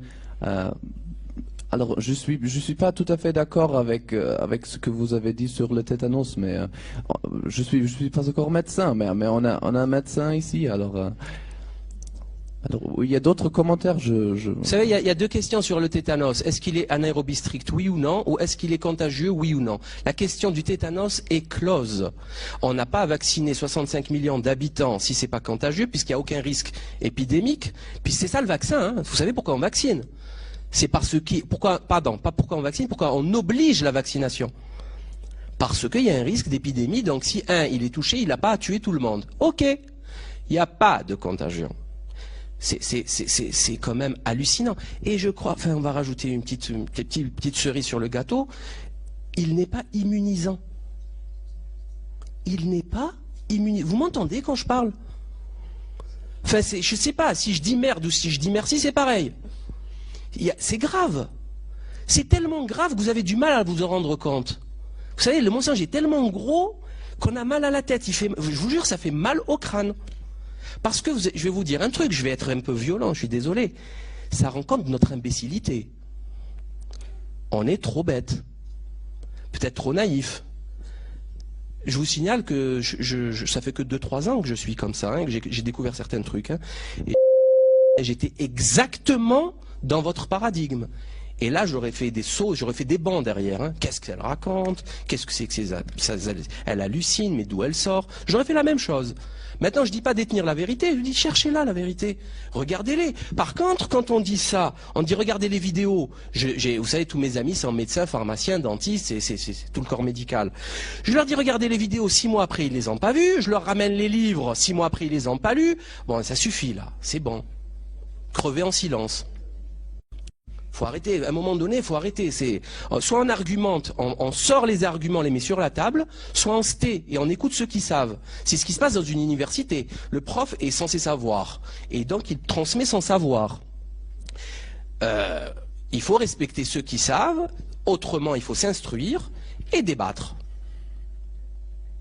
Et voilà, je pense que c'est les règles d'un bon débat intellectuel. Je voudrais vous signaler une chose, pour revenir encore au tétanos. J'ai un ami qui est un personnage très important, que je ne citerai pas parce que je ne veux pas le mettre en cause, et qui m'a du reste préfacé un de mes livres, qui est un médecin. C'est grave de dire ça. Hein. Non, non. Ça veut dire que si elle le cite, le type il peut perdre sans... Exactement, c'est ça. Bon. Dire ça, c'est et grave. Effectivement, il est immunologiste et oncologiste, donc il connaît très très bien la question. Et il a expliqué un jour, on s'est connus il y a 15 ans, et il m'a dit « Tu m'as appris beaucoup plus de choses que je ne t'en ai appris », ce qui m'a surprise de sa part. Et finalement, c'est vrai qu'ils n'ont pas le temps, ils travaillent tellement sur une molécule ou un... vous savez, le problème maintenant, c'est que les étudiants et les médecins et toute la recherche est focalisée sur une chose au lieu d'être sur la globalité. Et ça, c'est une énorme erreur. Et lui m'a dit justement « Écoute, j'ai essayé de convaincre mon frère, je faisais une conférence à Toulouse, il habite Paris, il m'a dit mon frère est aussi immunologiste comme moi, il habite Toulouse, je vais lui demander de venir à ta conférence. » Et sans me dire qui il était, tout d'un coup après la conférence, comme vous, il se lève et il dit écoutez madame, moi je suis d'accord avec vous pour tous les vaccins, mais le tétanos quand même, dites-moi pourquoi ça marche pas. Je dis ben justement, exactement, je dis vous savez que la maladie n'est pas immunisante. Ah, me dit-il. Je ne savais pas. Il s'est assis, il m'a dit merci beaucoup. Je suis le frère d'un tel, il a dit dans la salle, et je dois dire que mon frère a trouvé tous les arguments possibles pour essayer de me convaincre. Mais vous, avec deux mots, effectivement, si la maladie n'immunise pas, eh bien il n'y a pas de raison que le vaccin immunise. Il s'est assis et depuis son frère m'a téléphoné, il m'a dit bah, tu as été plus percutante que moi. Vous voyez, c'est uniquement une question de bon sens. Or on ne fait pas appel à notre bon sens. Et ce qui est important pour les jeunes étudiants en médecine, je pense que ça c'est primordial, c'est d'oser poser des questions à vos médecins, de les remettre en question. Dites-leur, pourquoi me dites-vous ça puisque le vaccin n'immunise pas? Posez-lui la question demain, votre professeur de médecine. Dites-lui pourquoi est-ce que le vaccin immuniserait si si la maladie n'est pas immunisante. Je suis sûr qu'il vous dira, j'ai jamais réfléchi à la question. Le nombre de médecins qui m'ont dit ça, vous pouvez pas imaginer combien il y en a. Donc je crois qu'il faut que les gens commencent à se poser des questions et ne pas écouter, et répéter comme des perroquets toutes les âneries qu'on leur débite, parce que ou bien ils sont pourris, mais ils sont pas tous pourris. Je pense qu'il y a beaucoup de médecins qui sont complètement ignorants de la chose. C'est pour ça qu'il faut essayer de les informer. Et moi, si je fais des conférences et je me déplace dans toute la France au lieu d'essayer de rester chez moi tranquillement, assis dans la campagne à regarder les oiseaux, c'est quand même plus rigolo que de parler des vaccinations. Moi, il y a longtemps que j'ai résolu le problème. Je n'ai jamais été vacciné, j'ai pas vu vacciner ma famille et tout le monde se porte bien. On n'est jamais allé voir un malade de sa vie. Et moi, à mon âge, je cours sur les routes avec des livres sur le dos, tout pour essayer de porter la bonne parole. Je préférais rester chez moi. Mon mari se plaint parce qu'il me voit jamais. Donc, je préférais effectivement, mais je trouve on n'a pas le droit de savoir des choses et de ne pas les faire partager à l'humanité. Alors si après les gens, une fois qu'ils savent, ils veulent continuer à se faire vacciner et à continuer à prendre des médicaments qui les tuent, là moi je suis pour la liberté, hein, mais il faut que les gens soient informés, c'est ce que je disais tout à l'heure, il ne faut pas avoir un seul bulletin de vote. Donc j'espère que vous allez poser des questions à vos professeurs et les mettre un peu au pied du mur. Dites-moi pourquoi, et vous verrez qu'eux-mêmes se poseront des questions. Je crois qu'il faut les réveiller. Alors, ce sera la dernière chose que je dirais. Je viens de recevoir une feuille d'un médecin qui doit être par bas, là-bas. Peut-être il veut, parce qu'il est médecin, quand même il a de l'expérience, peut-être il veut s'il veut bien, nous parler encore un peu du problème avec le tétanos, parce que moi personnellement, je doute fortement ce que vous dites. Là, je peux plus rien pour vous. Je voulais juste citer, juste comme ça, par hasard, ça peut servir, les aventures du docteur Rick Girdhammer, H-A-M-E-R. Quelqu'un qui a sorti une théorie assez hallucinante sur le cancer, il a soigné des milliers de personnes. Vous savez qu'est-ce qu'on lui a fait? Un docteur qui soigne, qui sauve des vies. Prison. Fleury-Mérogis, avec des voleurs de sac à main, c'est ce qui est très logique. En Espagne aussi. Prison. Par contre, les banksters qui ont détourné des centaines de milliards perdus en spéculation boursière, ils prennent des stock options. Moi, je commence à me poser des questions. Qu'est-ce qui est plus cher sur Terre, les billets ou la vie humaine? Voilà. Donc renseignez-vous sur le docteur Rick, R-Y-C-K-E, Gird, G-E-E-R-D, Hammer, H-A-M-M-E-R. Université de Tübingen. Vous nous aviez dit que vous étiez allemand, vous devriez le connaître. C'est la nouvelle médecine germanique. Ça s'appelle comme ça. Il a soigné des milliers de personnes, on l'a foutu en prison. Alors vous savez que maintenant le système actuel, qu'est-ce qu'il fait? Un médecin qui refuse de vacciner quelqu'un, il peut aller en prison. Par contre, un médecin qui vaccine quelqu'un qui crève 4 heures après, il est protégé, ad vitam aeternam. Donc il y a quand même, juste je me pose des questions. Est-ce que la vaccination c'est la mort sur ordonnance? Je me pose des questions. Ce système, où va-t-il? Si tu voulais avoir mon avis concernant les vaccinations et plus particulièrement concernant le tétanos, je vais pas revenir sur le fondamental. Par contre, je vais simplement te parler un petit peu de mon expérience. Jusqu'à il y a peu de temps, je vaccinais à tour de bras les enfants qui avaient une quinzaine de jours avec des vaccins qui comportaient beaucoup de souches, 6 voire voilà. Et puis après, je me suis mis un petit peu à réfléchir quand j'ai eu ces informations. Si on réfléchit un petit peu, si on voit qu'il y a des vaccins qui sont obligatoires et d'autres pas obligatoires, on fait vite le choix déjà d'écarter, dans le doute, ceux qui ne sont pas obligatoires. Ensuite, concernant les vaccins qui sont obligatoires, j'essaie de trouver des vaccins qui n'étaient pas composés de métaux lourds, où il n'y avait pas de métaux lourds dans leur composition. J'en ai pas trouvé. Donc là, je suis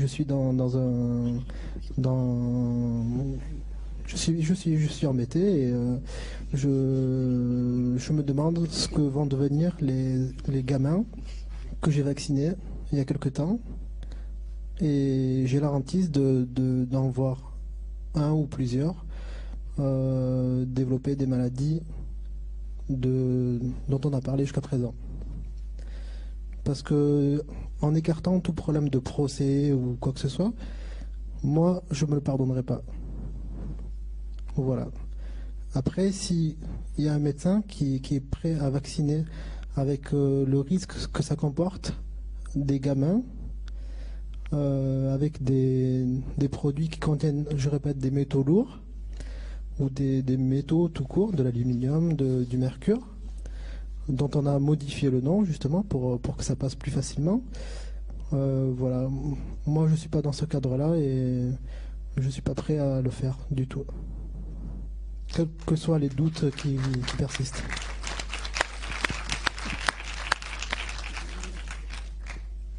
On va dire une dernière question. Bonjour, donc enfin bon, moi je suis vraiment à l'ouest de tout ce qui est médecine, c'est-à-dire que je suis pas du tout dans le médical, voilà, je m'intéresse quoi. Et en fait voilà, il y a juste un truc, vous m'entendez là, c'est bon? Vous m'entendez? C'est bon? Donc en fait il y a juste un truc, au début du film il y avait un cas où il y avait une femme donc qui disait qu'il y avait, je sais plus si c'est au Canada ou aux États-Unis, qu'il y a un vaccin au 12e jour, et là je viens d'entendre aussi au 15e jour, non, c'est ça? Et bon, j'ai appris récemment par le biais d'un certain Roger Domergue, bon c'est une référence assez récente quoi, qui avait une puberté, une première puberté à partir de 8 jours après la naissance. Et je voulais savoir, en fait, si les vaccins avaient, si à votre connaissance, je ne sais pas si vous pouvez répondre, si à votre connaissance, il y avait parmi les vaccins, il pouvait y avoir certains qui pouvaient générer du dérèglement hormonal. Voilà.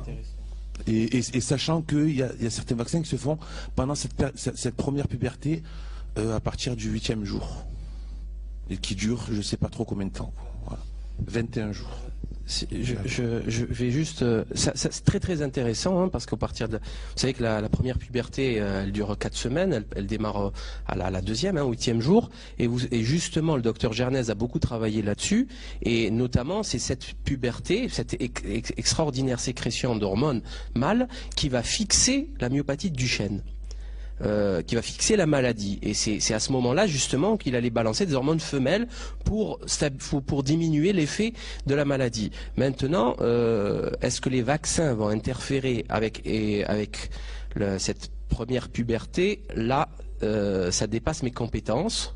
Je ne saurais répondre.